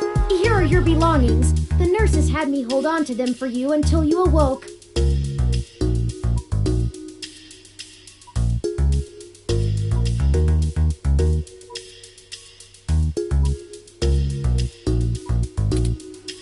Here's your ID card. Don't lose this again.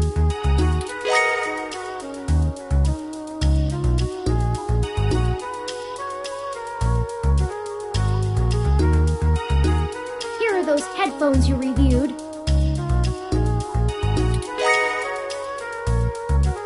I noticed the article on your computer before. Good job getting published. Oh, and here's your spoiled milk.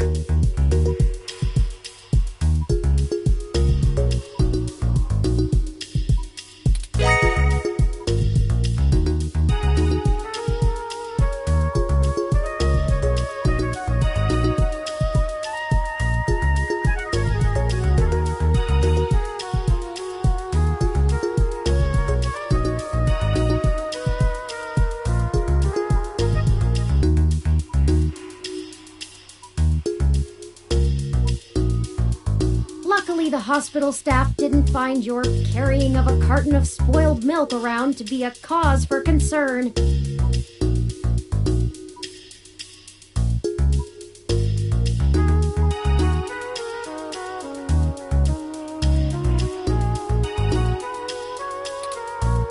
And finally, here's your commemorative glass of water that you got from Alfie. Looks like it got broken. Now all we have is this broken commemorative glass.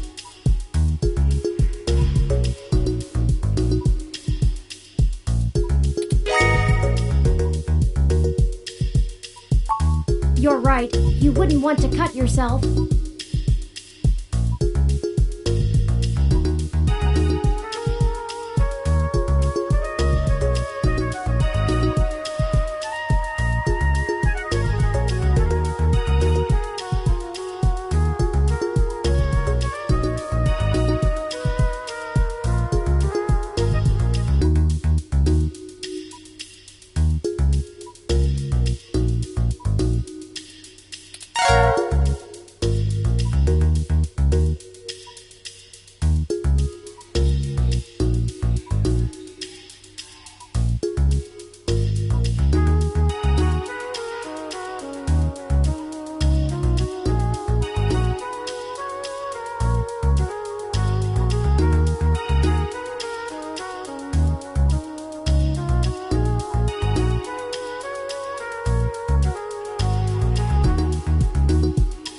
Just let me know when you want to leave.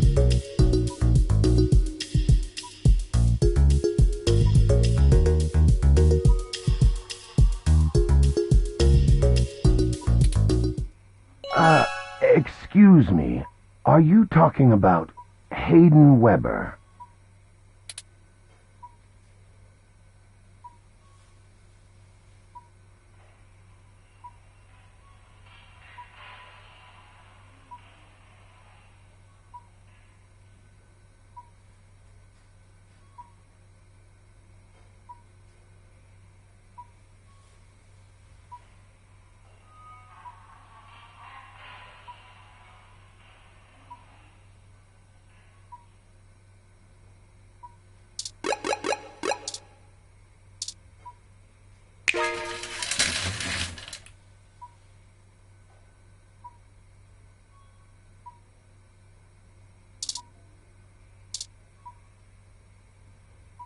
Sorry for being a nosy, Nancy.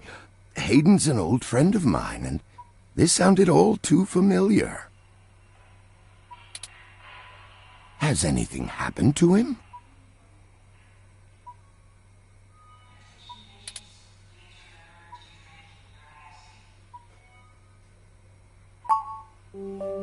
Of course, I've not yet introduced myself.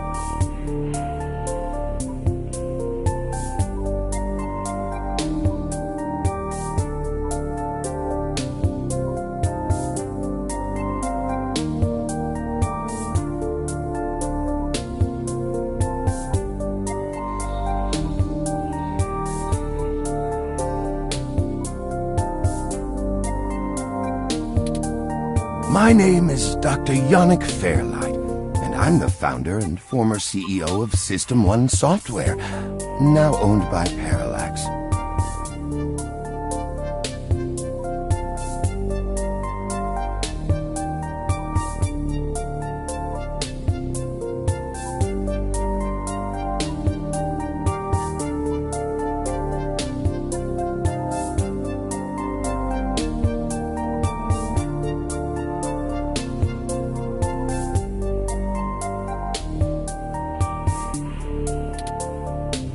He is telling the truth, at least as far as I can intuit from information on the meshnet.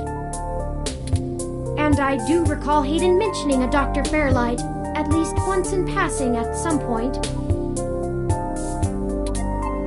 See, I don't bite. I hate to be the one to tell you, but privacy screens are hardly soundproof.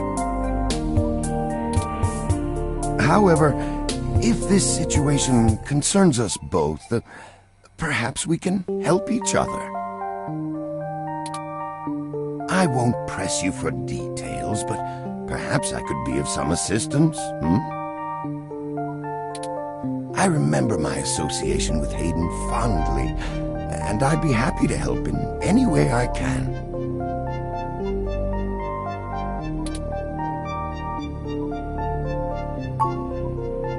Yes, as I've mentioned, Parallax acquired my company, System 1 Software.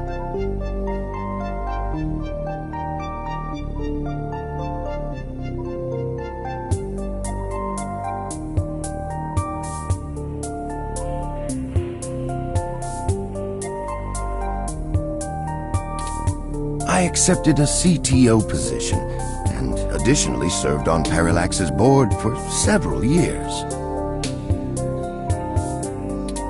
The other directors and I had a difference of opinion about the direction the organization should take.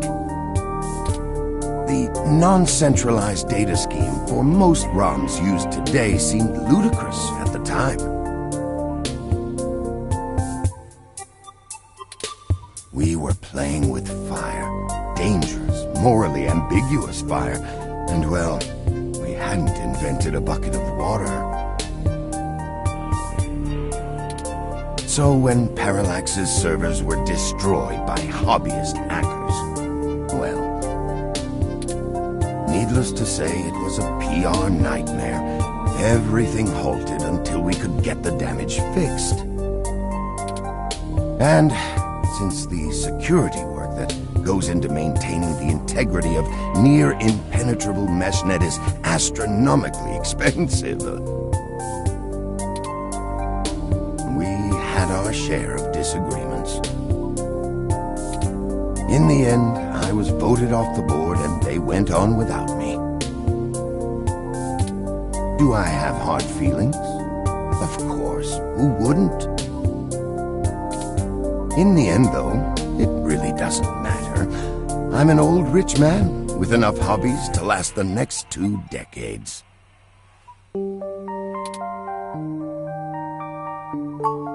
Hayden and I made our acquaintance when the two companies first underwent the merger. At the time, he was a young, hotshot researcher working in the search data correlation sector. He was assigned to find the best ways to integrate Parallax's own collection and analysis tools into System 1's LIPS operating system. He was a bit much to handle at times, honestly, but I admired his passion for the subject. His research? No, not so much. I remember at the time he had interest in advanced machine sapience, but that is the realm of science fiction. He once showed me a prototype of his. She was quite clever, very convincing, but you could tell she did not contain the spark of life. I assume that you are another of his creations. Yes, I am. I'm sorry, I didn't introduce myself. My name is Turing. Did you say she? Ah, yes. She was quite insistent on that fact over the course of my conversation with her. Hayden said that she had picked out the color for her casing herself, pastel pink. Still, I must assume you are far more advanced than she if you're spearheading the search for your creator. Perhaps I should have had more faith in Hayden's little hobby. Do you know what became of her, or where she might be now? Hayden has told me so little of his past research. I'm sorry, Turing. It was a long time ago, and I'm afraid my memory is not what it used to be. If any of my contacts in Parallax make mention of your erstwhile sibling, I'll pass it on to you. Thank you, Dr. Fairlight. Of course. Ask away. The chair you find me in is an advanced diagnostic and life support run. Its development is one of my hobbies, so to speak.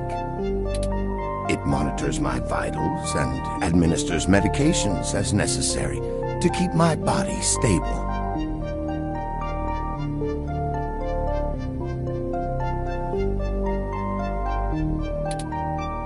I likely would have perished long ago without it, or at least would have been severely bedridden.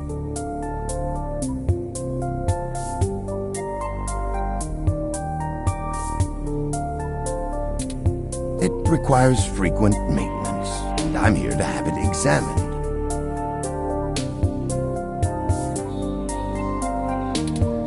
There's a particular fellow at this hospital who is the only one I trust to run the correct diagnostics and fine-tune things to my exact needs.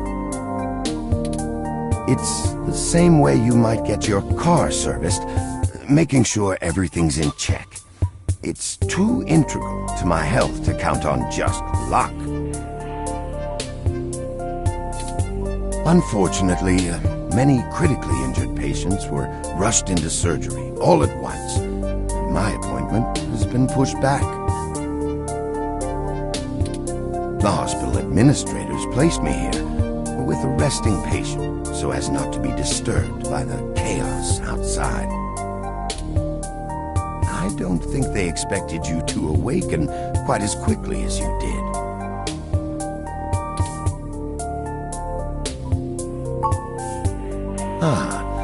I can think of a few ways.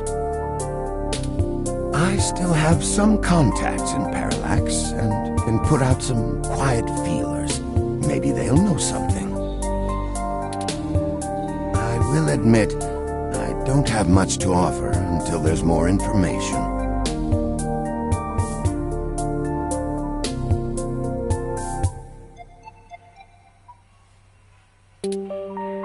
Is there anything you can tell me? I'd like to help in any way I can. What did you find at Hayden's apartment? The first time we went, nothing. But when we went back to extract his computer's data cache, the place had been pillaged, and the Human Revolution had spray-painted slogans all over our walls. Hayden's computer was gone, and we were assaulted. And now we're here, injured and losing our trail with each passing second. We're still frustratingly in the dark and running out of time. I fear Hayden is slipping out of reach. I am failing him. I'm very sorry to hear that. I wish I could do more. Hayden's company was most enjoyable. What do I want? It would be nice to be young again. Play the darling of the company, court prince and pauper alike.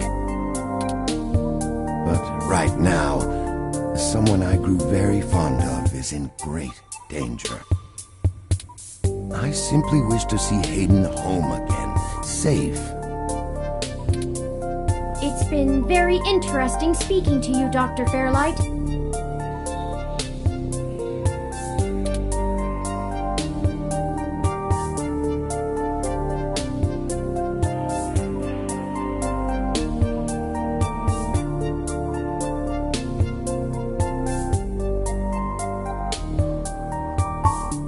I don't think we have any choice. If I'm looking into this on my own, you might as well benefit from it. We both want the same thing, yes?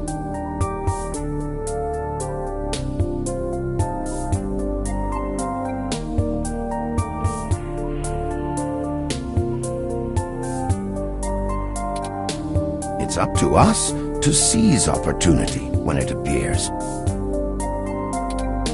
I think I have a lead for you two that will prove most useful. You said you found Human Revolution slogans spray-painted on the walls? I am acquaintances with the man leading the current Human Revolution protests at the Genus Clinic. His name is Brian Mulberry. After an introduction from me, he may be willing to shine some light on that particular event.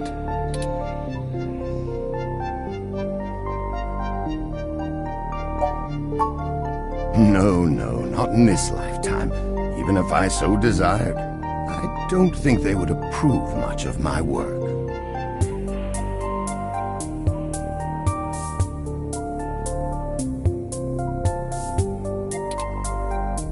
While Mr. Mulberry and I were associated with each other once, it was before he joined the Human Revolution. I find their methodology too aggressive, and their stated goals dangerously backwards. While I pushed for careful deployment of technology after the Parallax System 1 merger, I am no caveman.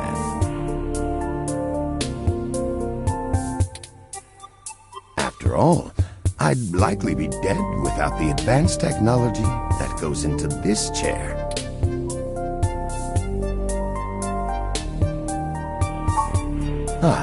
Well, when I exited Parallax, I sought out like-minded individuals. We worked together to prevent a full deployment of the MeshNet system. Brian Mulberry was one such person. We did not succeed in our efforts, obviously. Come to think of it, that event might have been what prompted Brian to take a more radical stance against technology. But yes, our motivations aligned for one brief time, and I gained his respect from it. Hopefully, that can be useful for you.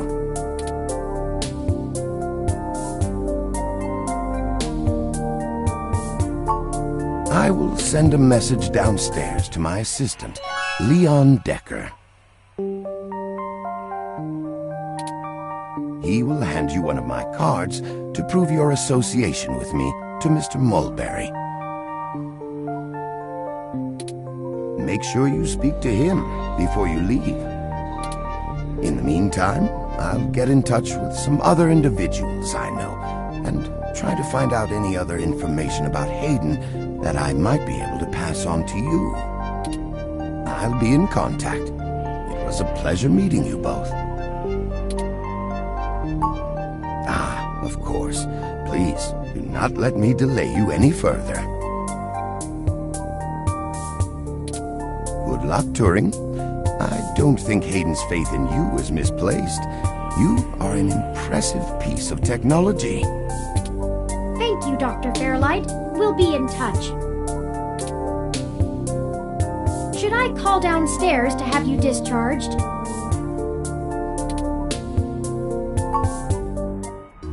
What the hell is wrong with you?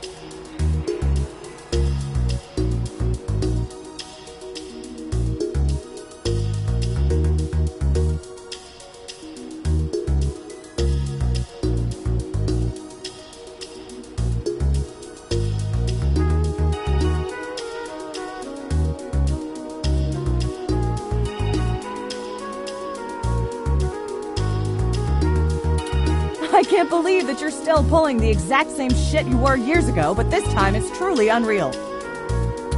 Do you even realize how bad impersonating a police officer is? It's a felony, jackass. I should be slapping cuffs on you and dragging your sorry ass off right now. Detective Rivers, wait! I'm sorry.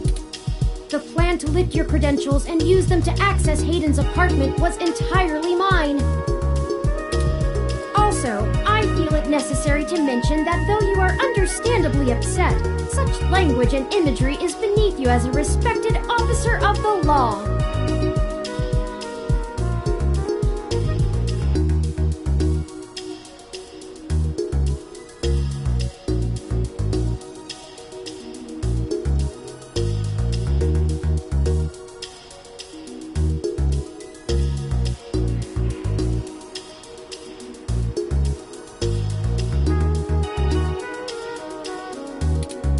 Oh, great. The robot did it, huh?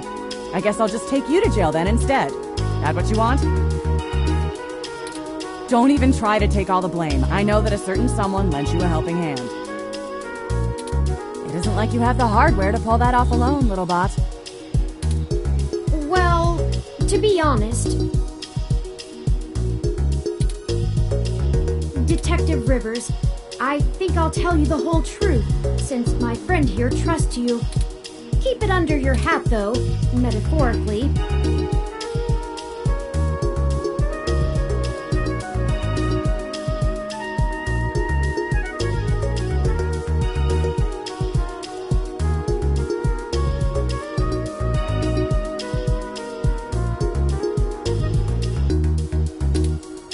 I am no ordinary ROM, but actually a prototype designed to be the first fully sapient machine. I suspect creating me is the main factor behind Hayden's disappearance, beyond his day-to-day research for Parallax. My name is Turing. Whew. Okay. Hi, Turing. Well, that is a damn bigger problem than you first let on, huh, old pal? The first machine sapient. People are gonna have things to say about that. Especially the human revolution. Ugh. This is exactly what I wanted to avoid.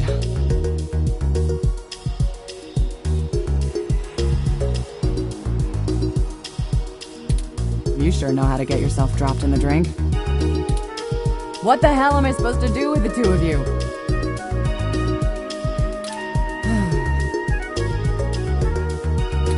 I guess I'm letting you off the hook.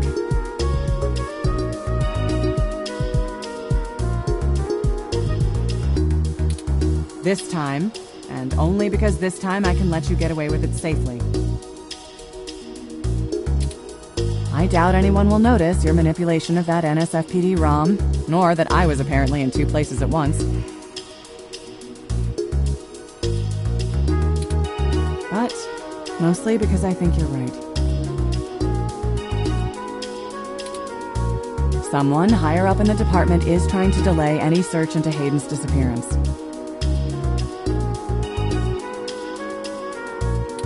Here's the story. Apparently, the investigations you ran into this morning were about the lock on the apartment door being reported broken by a neighbor. The building couldn't reach Hayden, so they went ahead and got it fixed on their own, but the NSFPD sent a bot to check things out and guard the place for a while afterward, right? Standard procedure, treating it as a break-in. Have someone there for when Hayden shows up. Obviously, you and I know there's a bigger story. But when I filled out the missing person report, I was informed in no uncertain terms that I am to wait an entire 48 hours before I can upgrade the existing case. Why? Just on the off chance the door being busted and Hayden being missing are unrelated and my search screws something up for the completion of the break-in report. As if. There's a problem if you're so by the book you're getting paper cuts. And that was before all of this happened. The chief's not happy about whoever took the bot out. That's who they're after now. They won't even care if Hayden never shows. Today's assault and the vandalization of our apartment will only make the entire situation more confusing and sensitive for the police.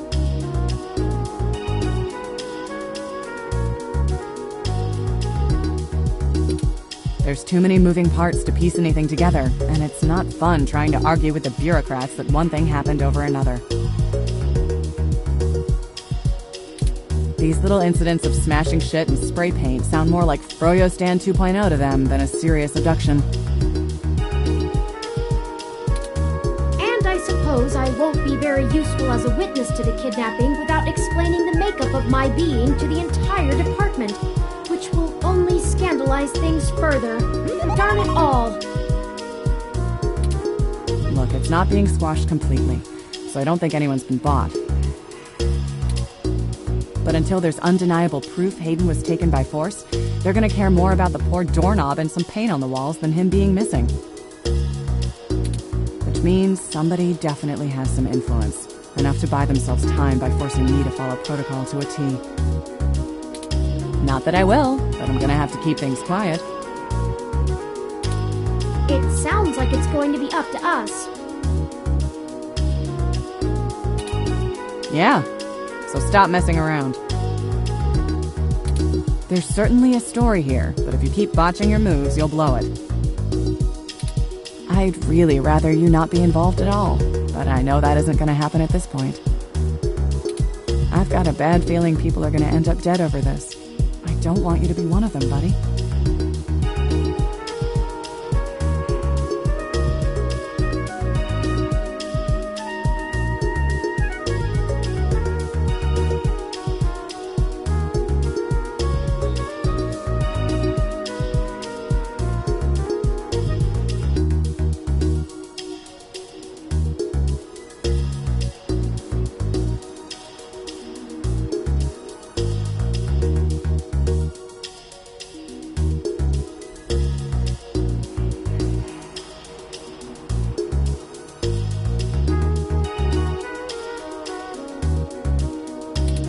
And I really don't want to be the one making that call to your sister. Please.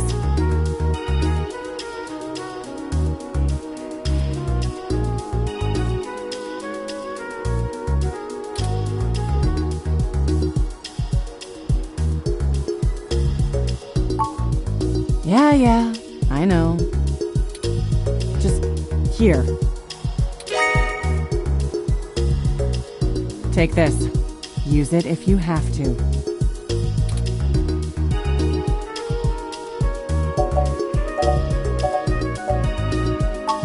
Me either. I'll be in touch if I find anything out, but don't hold your breath. My superiors are gonna keep leaning on me to do nothing. Back to the grind, I guess. See ya. Stay safe. Thank you for your time, Detective Rivers.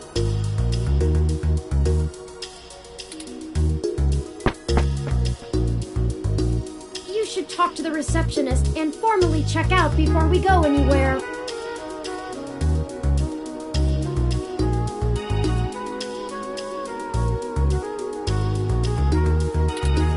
We should also look for Dr. Fairlight's assistant, Mr. Decker. He should be somewhere around.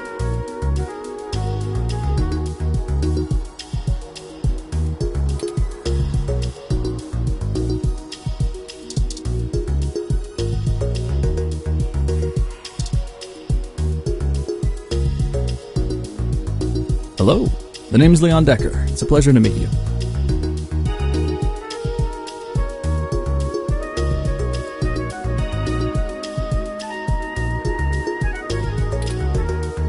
Fairlight messaged ahead that I needed to pass one of his cards on to you.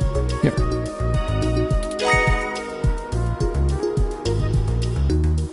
Thanks for taking your time with him. He really gets in one of his moods when the chair's getting fixed. The last gala he organized was full of unsavory types. He's probably happy to help folks whose pockets aren't deeper than their thoughts.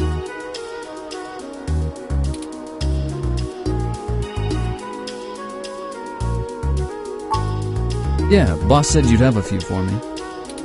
I'm not really supposed to answer anything too private, but take your best shot.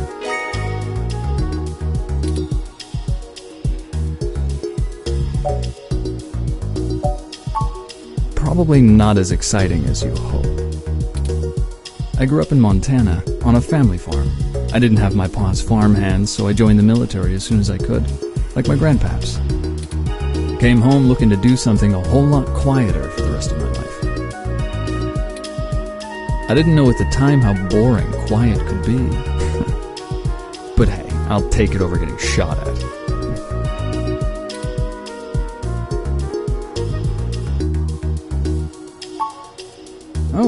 Mostly gopher work, to be honest. Started when I was just out of the military. I was looking for a gig from someone who wouldn't care that I was an army brat. North Korea made that hard.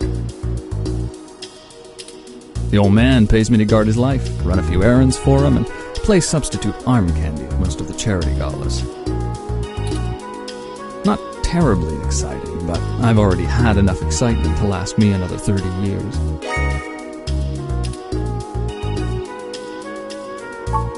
You think sitting in that chair all day is very entertaining?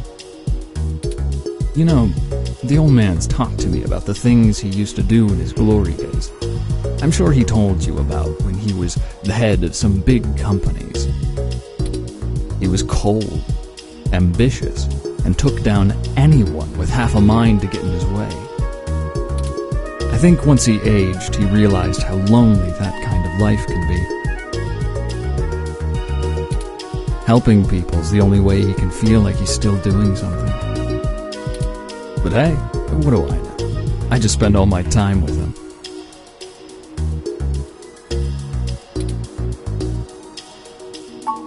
No problem.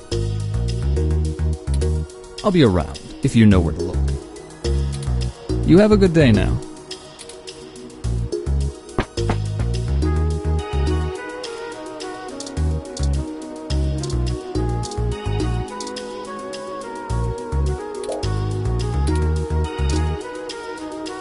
Patient?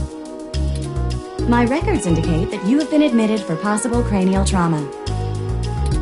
You should currently be in your assigned bed resting. While I am truly delighted to see that you have regained consciousness, I must insist that you return to your room to be examined by a medical professional immediately.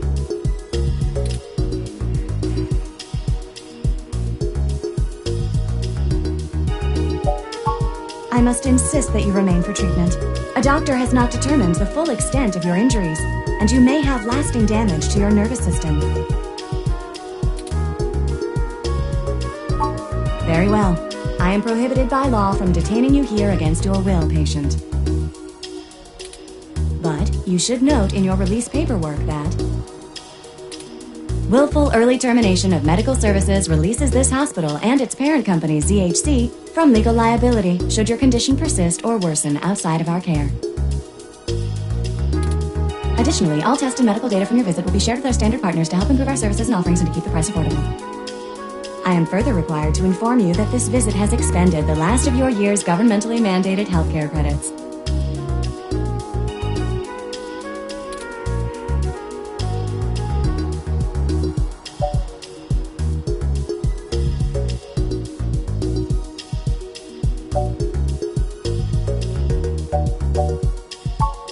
Lastly, you will be required to provide payment or proof of private insurance for any further visits for routine or emergency medical care. Please take care to fill out all forms thoroughly and accurately, and do have a nice day. Your medical billing makes me glad I'm synthetic. You should look for more paying journalism work before you get shot again. Well, we're free to leave. Why not head back home first? Yeah. I'm sure you'd like the chance to shower at least. For such a clean place, it sure seems to have left you feeling foul.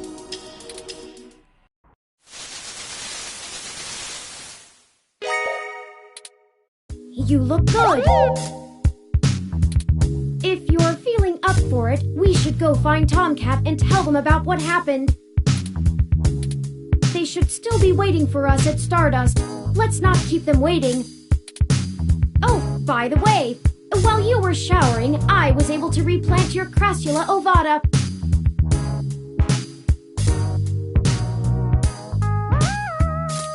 Don't forget to talk to it and give it some love. When I try talking to it, it doesn't even notice I'm there. Either way, our next move is Stardust.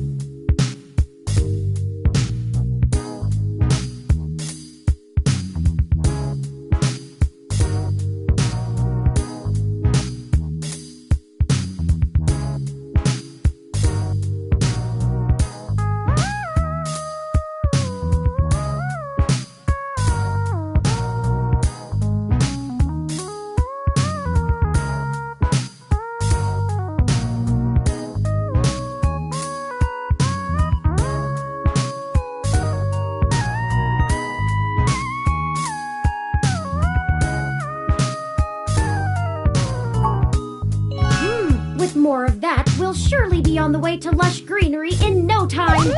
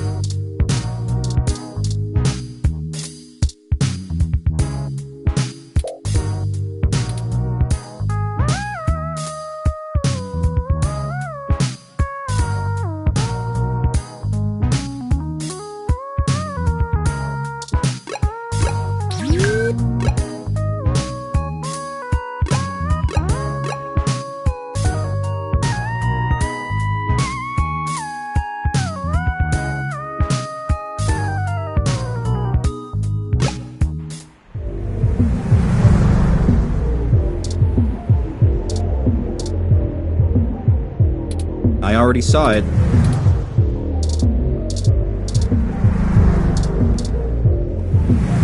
Welcome to is Stardust.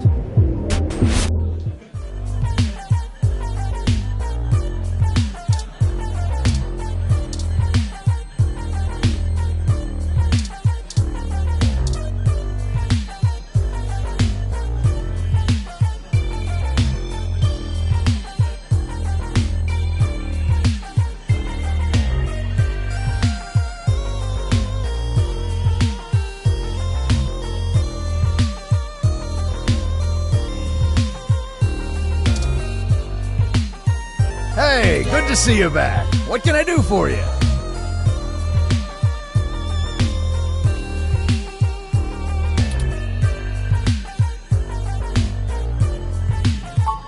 Yeah? It's a little slow tonight. Things pick up and I get pulled away. You should chat with my boyfriend, Gus.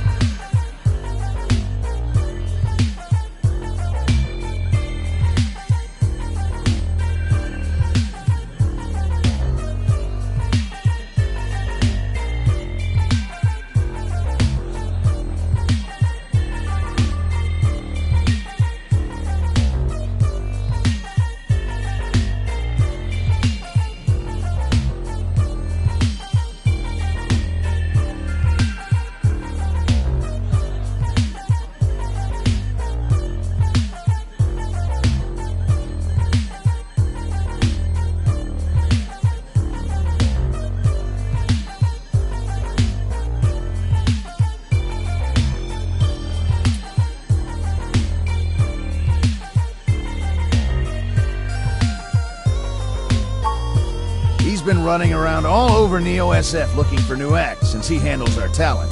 I think he missed being behind the counter. He does get a bit overwhelmed by the hustle and bustle, but he could run this bar with one hand tied behind his back if he wanted.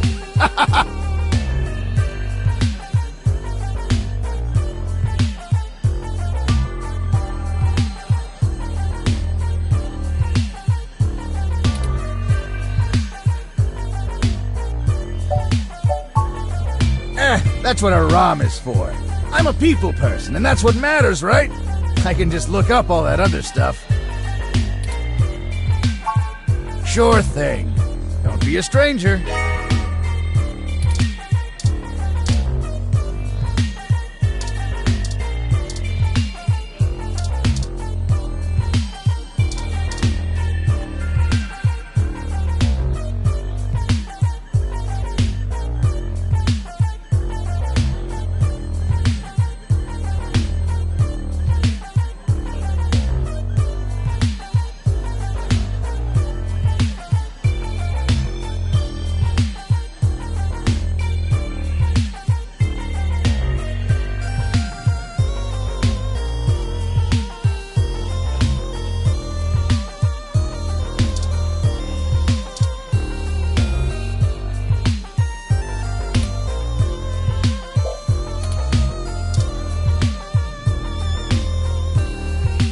Sorry, I don't think we've met before.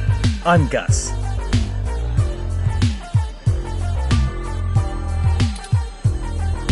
You have a really cool ROM. How's Stardust treating you?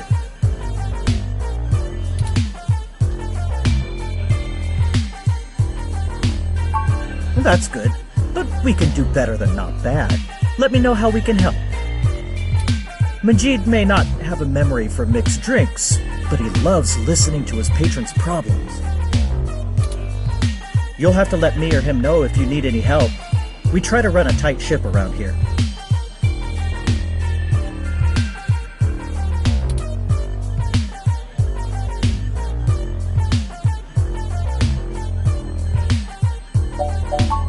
Among other things, yes. I love live music, and I love trying to find young up-and-comers to play here. Sometimes they aren't the best, but the enthusiasm is what matters, I think. We've had a few bands and DJs actually get some national recognition after playing here, so we're starting to make a name among artists trying to break into the industry. Still, I have to do a lot of running around and auditioning to get acts that I think will do well. I've gotten very picky, but Majid lets me take my time. He knows it's for the best. Oh, there isn't much to tell, really. I came to NeoSF from Arizona to finally live somewhere more thrilling. Majid needed someone good with numbers to handle back-of-the-house sort of stuff. So here I am. I didn't grow up in big cities like this, and I always loved listening to Majid's stories from the Bay. Everything is just so exciting.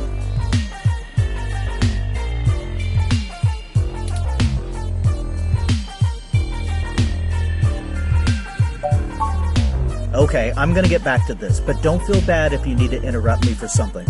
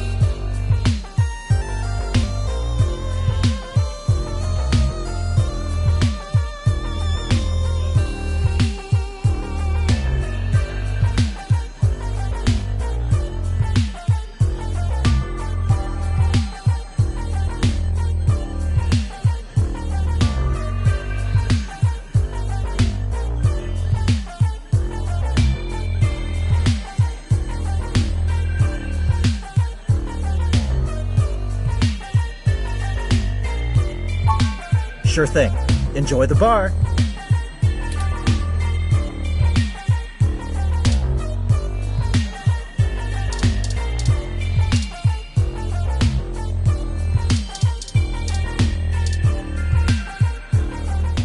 Hey, y'all. How goes the search?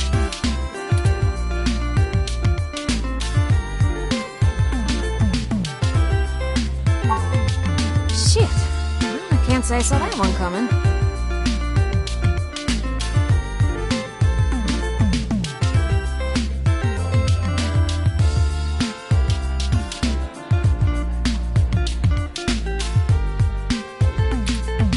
I figured that they'd nab anything they needed the first time they hit the place.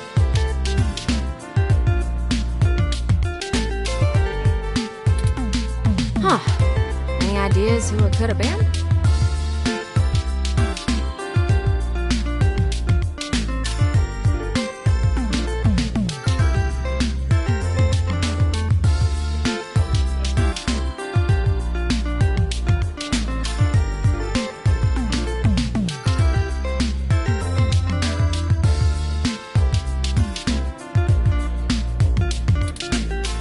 The walls had been spray painted with many grotesque human revolution slogans.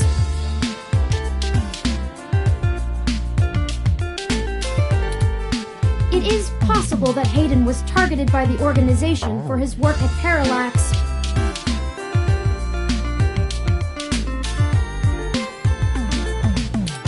While my development may have been a secret, he is rather well known for his work on virtual intelligence data.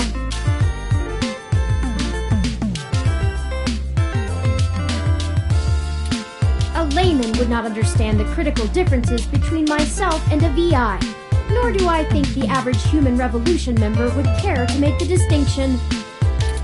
Equally likely, it is an effort to throw us off the trail of who's actually done this.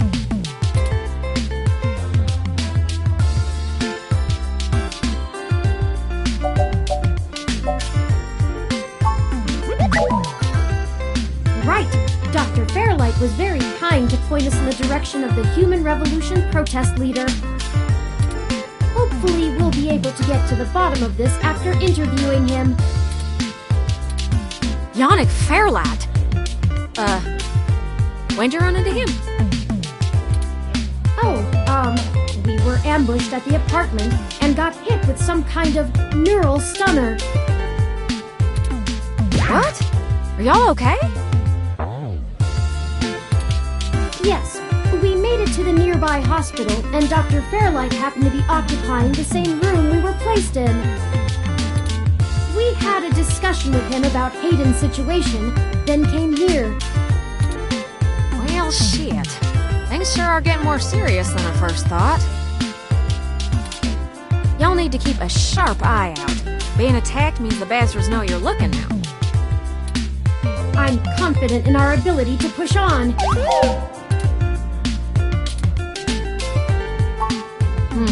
I can't say I know much about the man.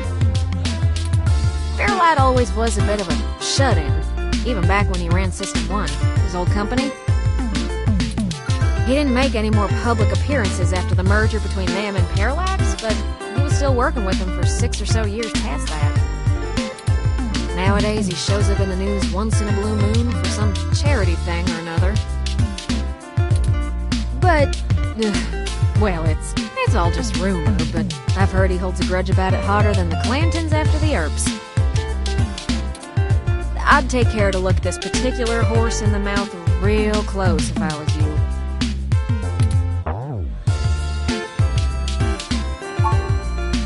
Good. Now to lighten the mood.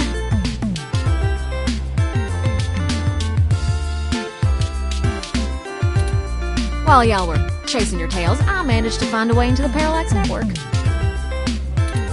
Once I'm in, I should be able to dig out Hayden's personal info file easily enough, including anything related to him on all security clearance levels. If Parallax has anything on Hayden's situation, it'll be in there. Fantastic, Tomcat. I knew Hayden's faith in you was not misplaced. How long do you think it will take you? Well, that's where the rubber meets the road. Parallax actually has considerably better net security than the last time I cracked in.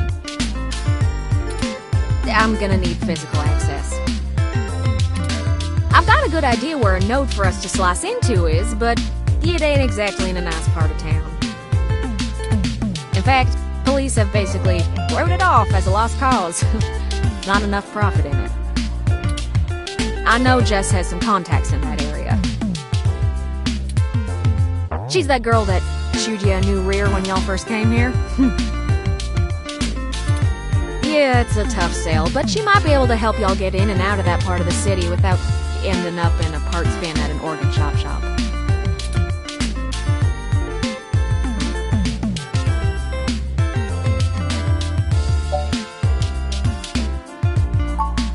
Hey, we ain't got it that bad. I mean, at least our police force owns its own cell. I hear down in San Jose, the richer neighborhoods have actually started hiring the gangs to protect their places.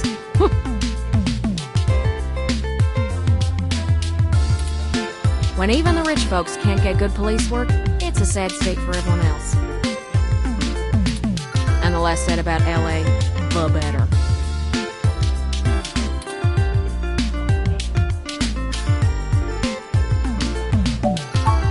That's the spirit. I need a little time to get all my tools together to slice into Parallax's network, but y'all keep me updated. Maybe y'all get lucky and find that data cache too. But I ain't gonna count on it. Jess is still hanging around here at Stardust, but I saw her head over to the VIP room. It's hybrid night and she's a popular gal. Just please remember to play nice or her friends will thump you something fierce. I'll send Jess a message letting her know that y'all are looking for some assistance, and we'll see what happens. Sure thing, huh? I've got to head on out of here and get started on setting up the run. Just have turn, let me know when y'all are ready.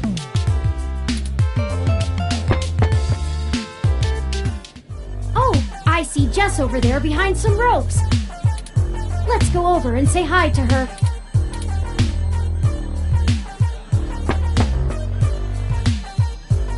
Oh, hell no.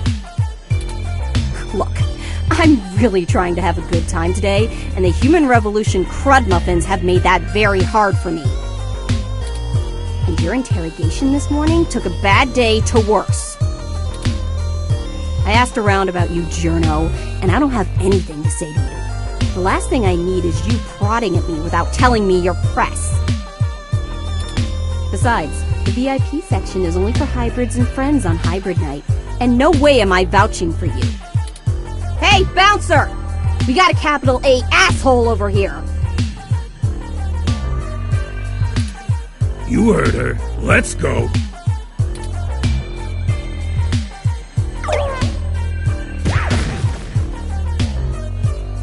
How rude! She didn't even give us a chance to explain ourselves. We have to get back in there and try to be reasonable. Surely she will see the importance of our task once we've explained everything. But that bouncer probably won't let us back in. Perhaps we should try befriending someone nearby and convince them to vouch for us? It's a statistical long shot, but the worst case scenario shouldn't leave an excessive amount of physical damage.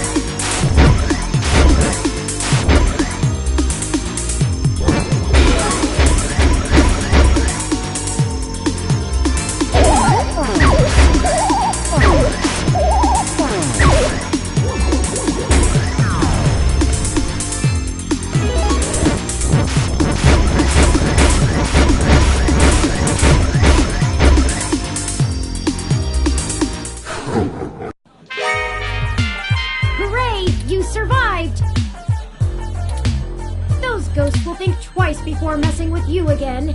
Good thing, too.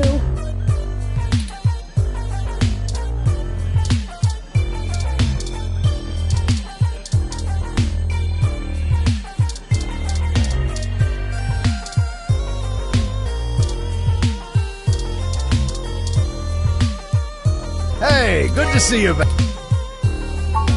Sorry, it's being rented out for a private party tonight. Hybrid night. I try not to judge, but I don't think this is your crowd.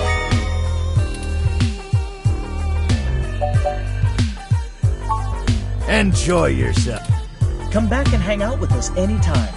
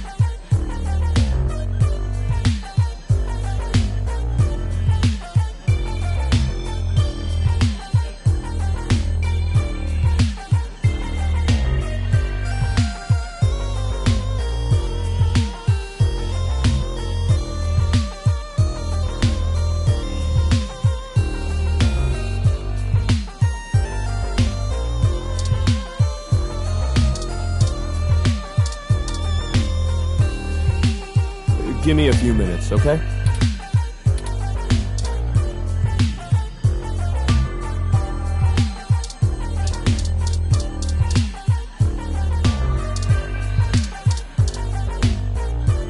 Oh, hey there.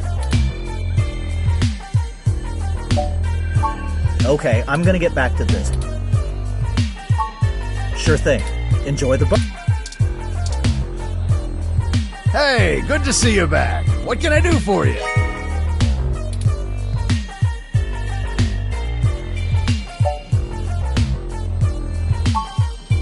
What are you having?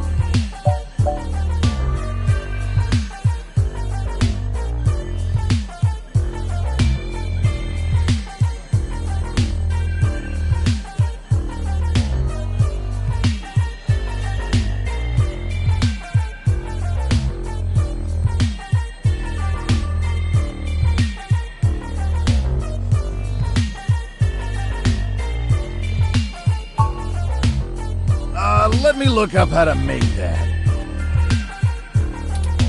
Drinktionary, the Open Alcoholopedia says...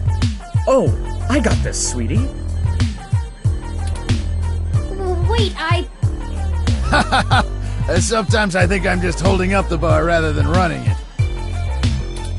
No, I just memorized all the drinks. You're better with the customers. This one is...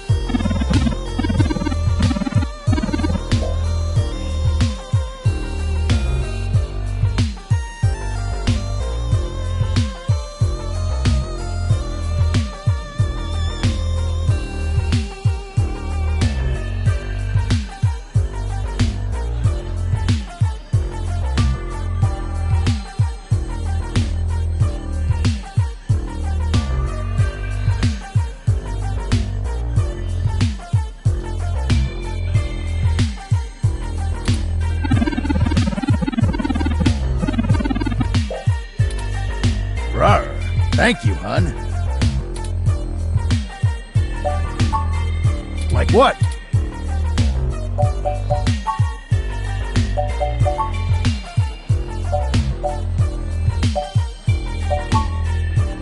Let me look up how to make that.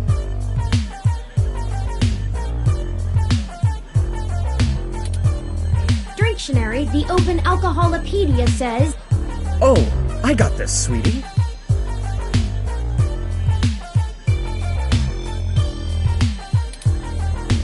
This one is...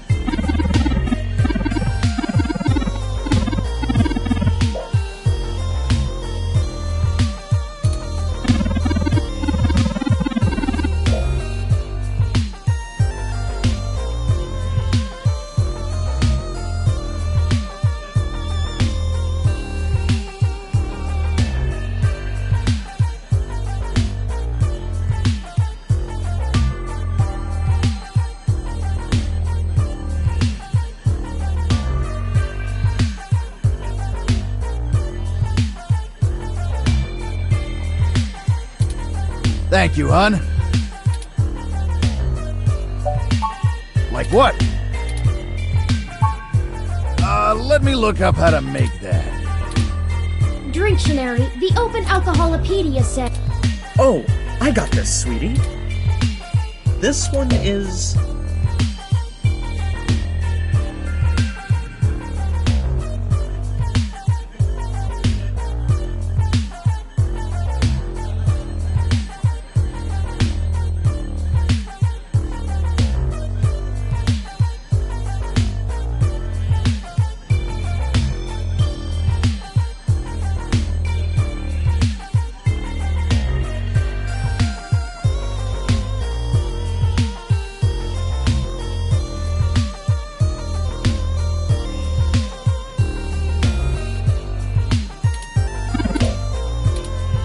Rawr. Thank you, hon.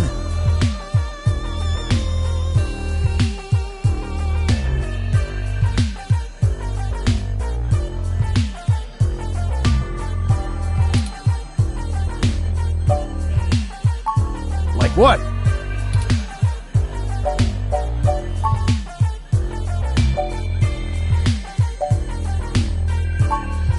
Remind me, what's in that? Dictionary, the Open Alcoholopedia says... Oh, I got this, sweetie. This one is...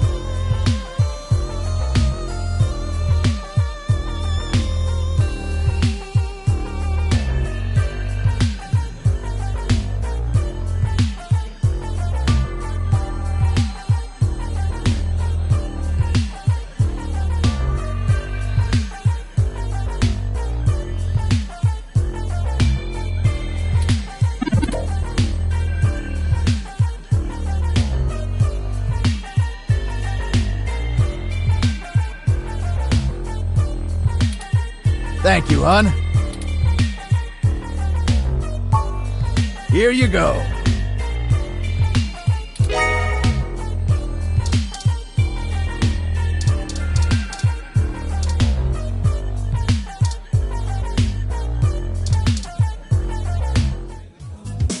How did you know what I was planning on ordering? Well, at least keep me company while I drink it.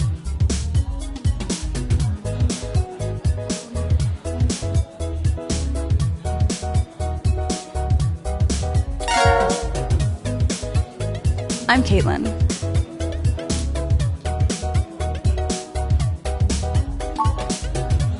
I'm usually a lot more sociable. Things have just been rough today.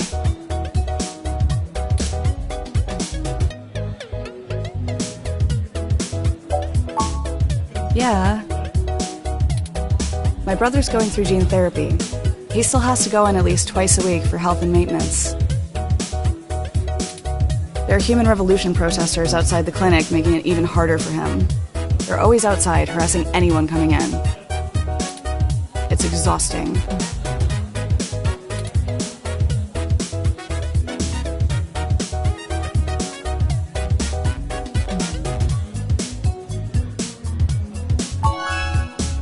No one else lives around here, so I'm kind of all he's got. But it's not a big deal. He'll be done with the main set of treatments in a few weeks, and we'll be free of them. I just feel bad for everyone else they're messing with.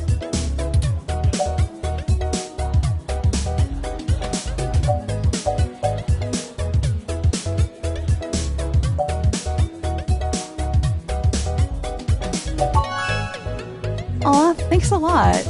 I'm lucky to have him. So, there's plenty of people here. What made you want to talk with me?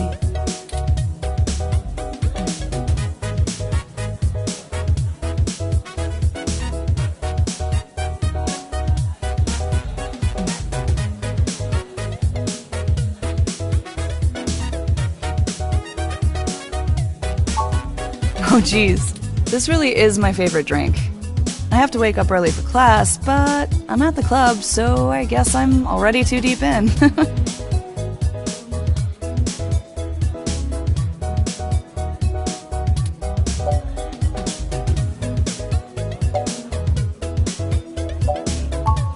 Graphic design with a focus on advertising. I even get to do some local stuff. Trying not to brag, but the Zone 3 ad on the bar is totally my doing. I have some really good client relationships locally, and there's so many interesting people too, like you. Hey, it's been really nice talking to you, but I kind of feel like dancing now. You want to come with me to the VIP area in the back?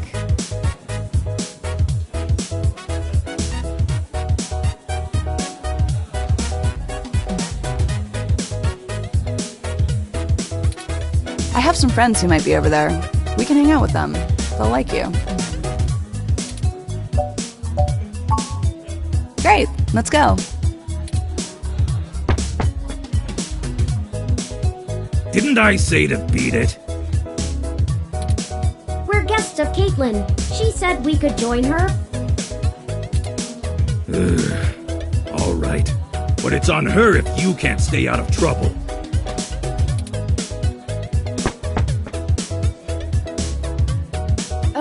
Hey! You... Excellent.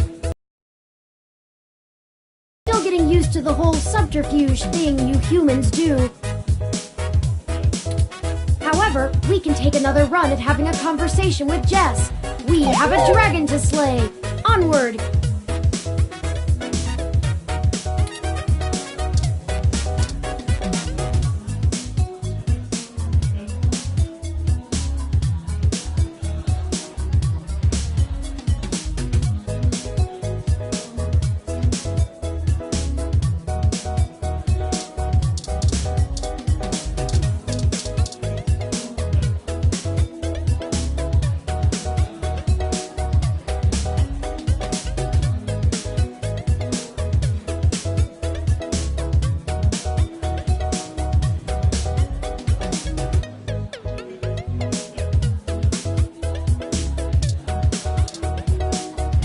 This is exactly what I needed to get my mind off things.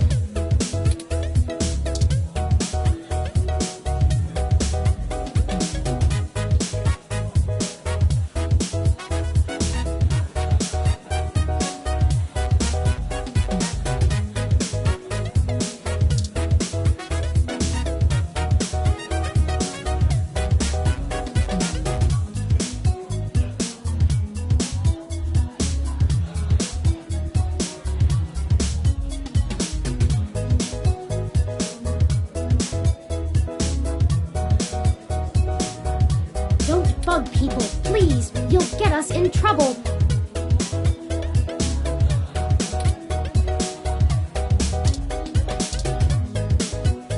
I'm ashamed to say I've gone on a few assy spike benders in my time.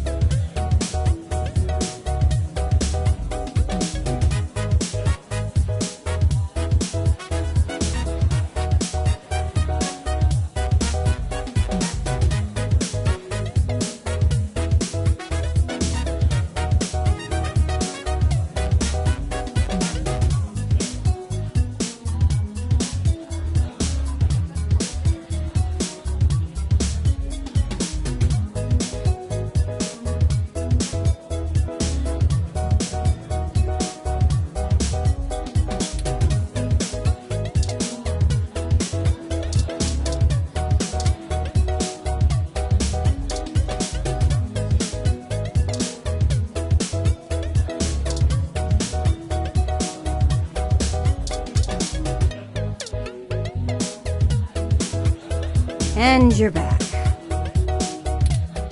You know, as soon as I first saw you, I hoped you'd be dropped like a bad packet off the mesh net and I'd never have to see you ever again.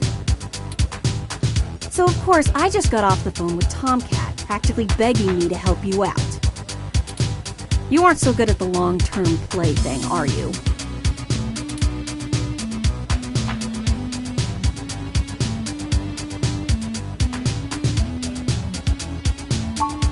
You mean you don't stick both feet in your mouth every time you talk to a hybrid? Surprising. Let's just get one thing straight here.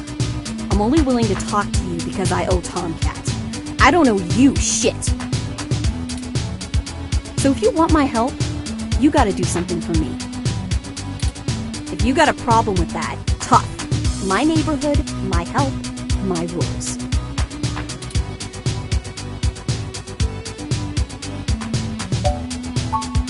I need you to break up those Human Revolution protests, the ones at the Genus Clinic on Market Street. I'd like this handled with some stealth, not that I expect you to know what discreet means. Either way, just get it done. I got clients in the middle of treatment cycles, and this media circus is making their lives difficult. That means it's making my life difficult. Let the bastards go march somewhere else, like Washington. Not here.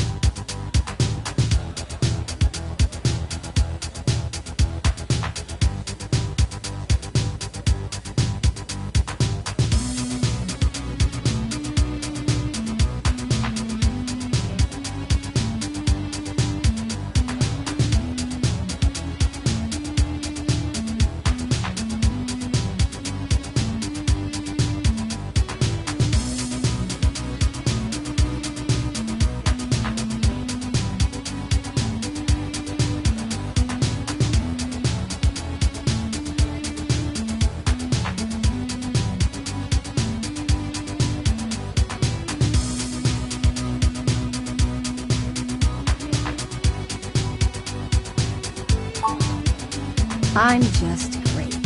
I'm peachy. My clients get harassed and beaten on the daily. I don't have the time or money to help them all, and I have jackasses like you bothering me on my one day off. So, you gonna braid my fur, and we can talk about all our problems and boys we like?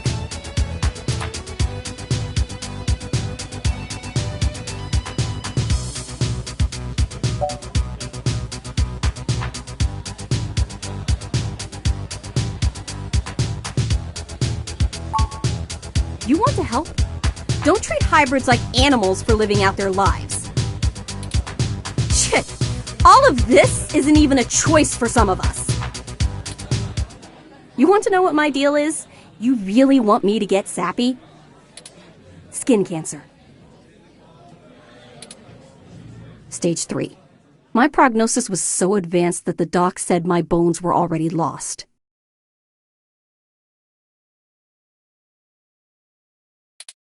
So I had to do something drastic. Completely restart my biology from scratch.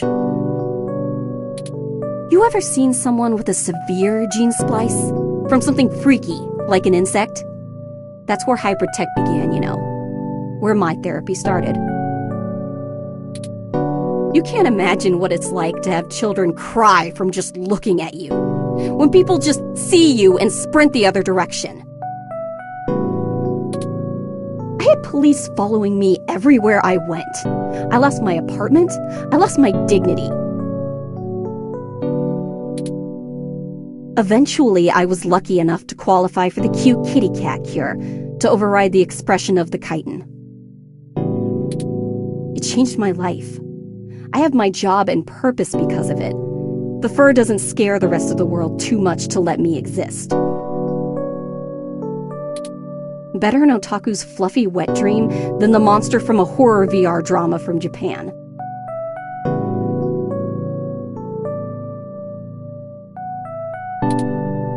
My mom still can't look at me straight.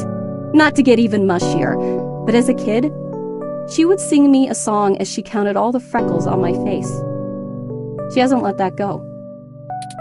You know how your folks look at you when they figure out you finally had sex or did crash? It's like that. All the time.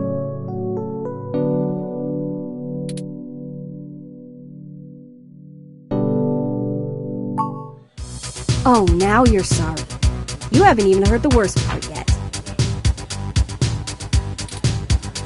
The amount of gene therapy I underwent exceeded the limit that the Human Protection Act allows for procreation.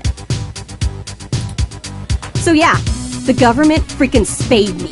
If it all wasn't hilariously dark enough. First I'm too ugly to look at, now I'm too screwed up to breed. Saving my own life forfeited my right to be a person. The Human Protection Act. Ha! Apparently protecting humans doesn't include me. Only genotypicals could live in this city and truly think they're the ones who need some protection the most. In any case, I had some clean eggs frozen, and we'll whip them out whenever I'm ready. Except keeping that shit on ice costs. And my insurance decided to just not pay up due to the elective nature of my feline gene therapy. So I took those bastards to court and won. And I've been doing the same thing for everybody else ever since.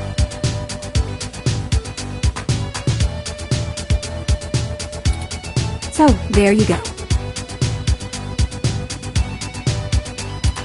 I got cancer, super science fixed me up and left me a freak, and then the government sterilized me so I wouldn't go out and make more little monsters. And everyone else gets to be the winner by default. Happy now?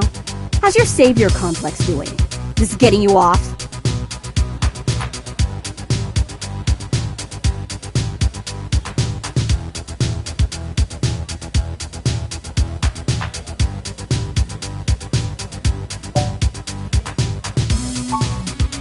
Yeah, I am. Now show me that you're on the right side.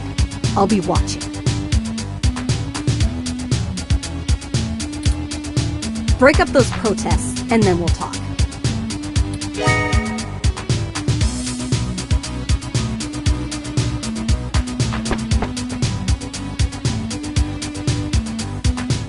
All right, it sounds like we know what we need to do next. Let's go to Market Street and break up those protests for Jess.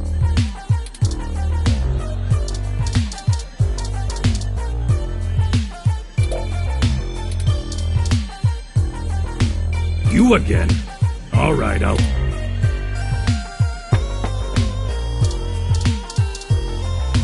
I kind of feel like...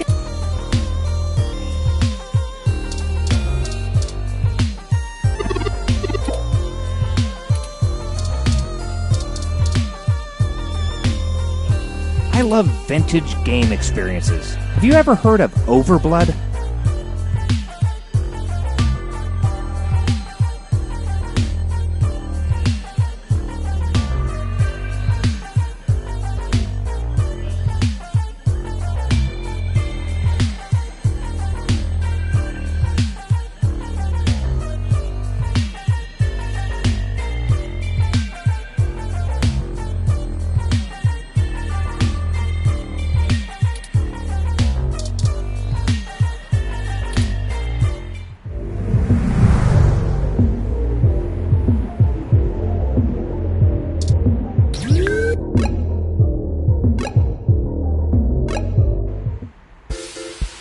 There are the protesters.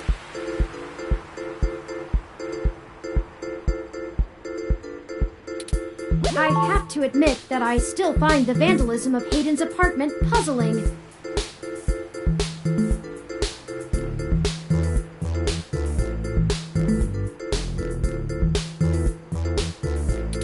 The protests themselves have been entirely peaceful so far.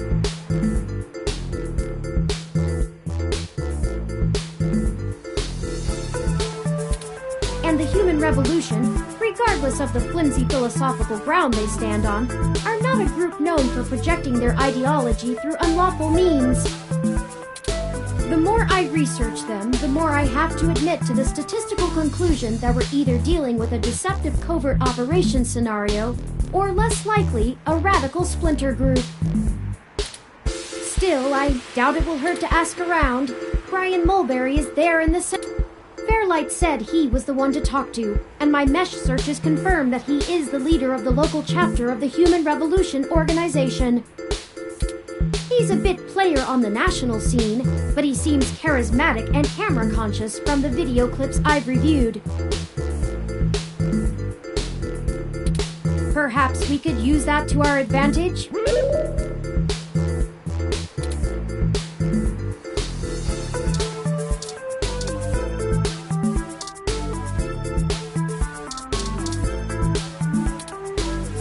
Hello there! Would you like to hear about the dangers of our country's unchecked use of genetic modification? I have pamphlets. Here, take one.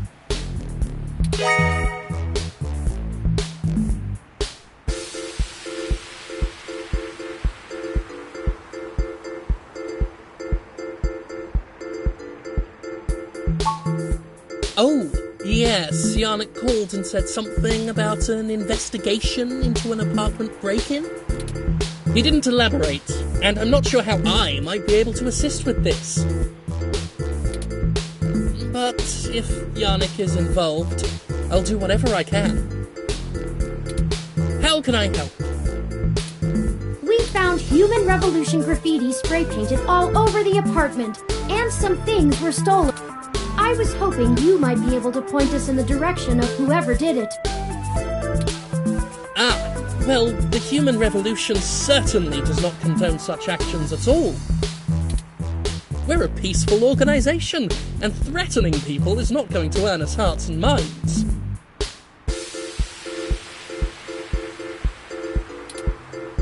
But off the record, some of our younger members can be a bit overzealous, as any hot-headed teenager tends to be.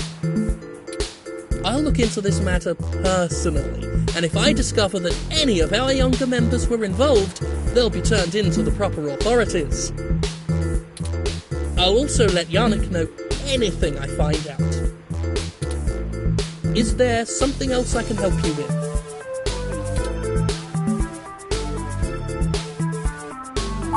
What questions can I answer for you?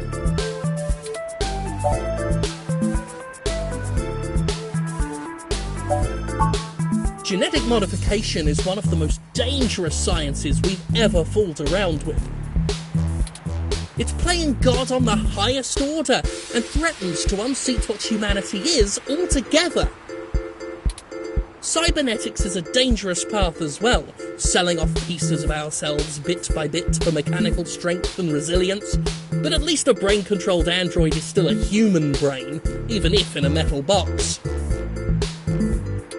There is a reason Congress enacted laws prohibiting highly modified hybrids from breeding. Now, I do not fault the individuals who come here for treatment, many of whom are disabled and deathly ill.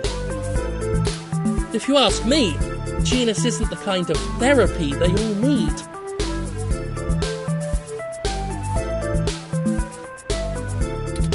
However, we must take a stand against the medical research industry that would have us cast aside our humanity for their miracles.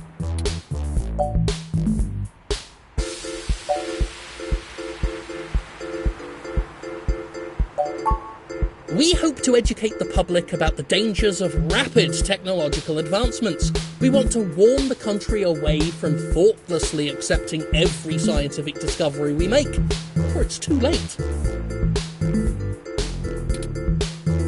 We used to say that splitting the atom would surely bring about the end of humankind.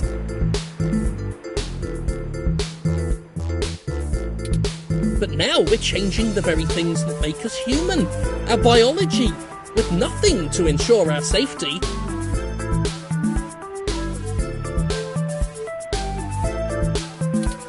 The revolution we're after is humanity as a whole making the decision to remain as we were created, and return to how we lived before genetic science put us on the wrong course.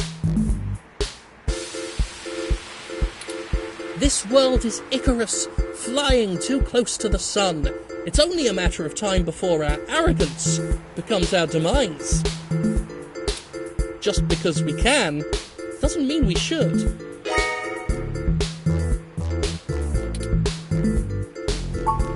At our core, we are a peaceful movement and seek only to convince people to vote according to the truths we reveal to them.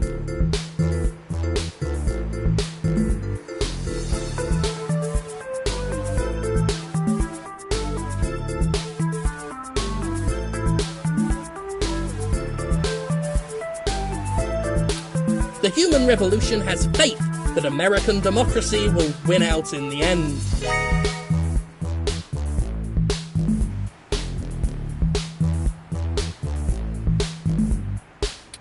It falls to us to make sure that people are informed about the daunting and confusing technologies they put their senseless faith into every day. On a personal level, we would like to exhort every individual to try and live more simply, and reject any gadget or medicine that would make us less than we are.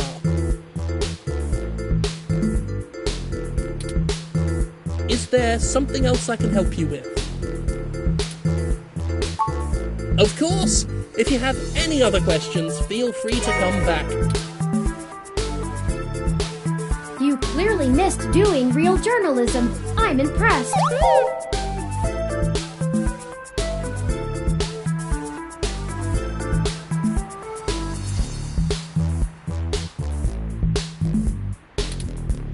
I think you're starting to get back into the hard-boiled investigative journalist. Hopefully we'll get lucky enough to turn up a new lead, even if this one didn't pan out like we'd hoped.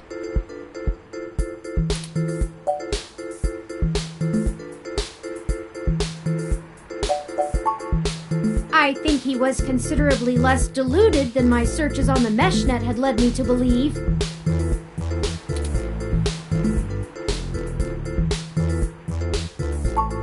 Don't forget, we're still here to actually break up these protests. Let's see if we can't figure out a solution together.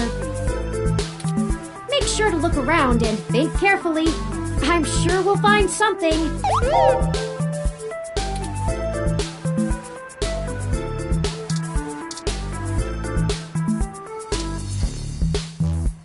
This kind of ROM requires an RFID key to access it. It appears to be owned by the nearby...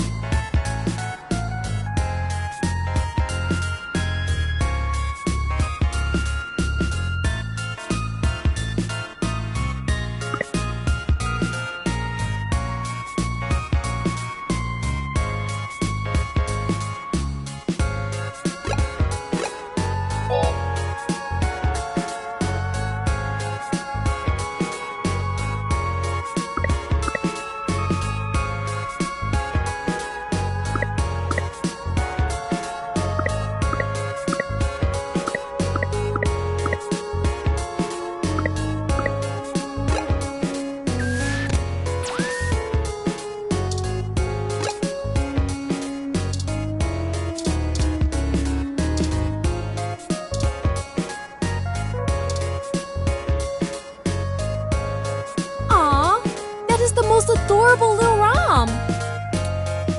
What kind of model is it? Where did you get it? It's so moe.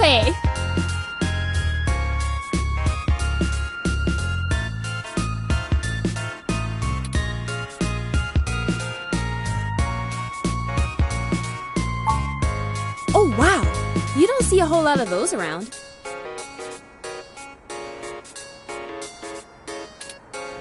Must have taken ages to get that case looking that good, with a home printer too. I'm impressed. Anyway, what can I get you? A drink I can do, and I guess I have some time to talk. The protesters outside the clinic are driving off a lot of my regular customers.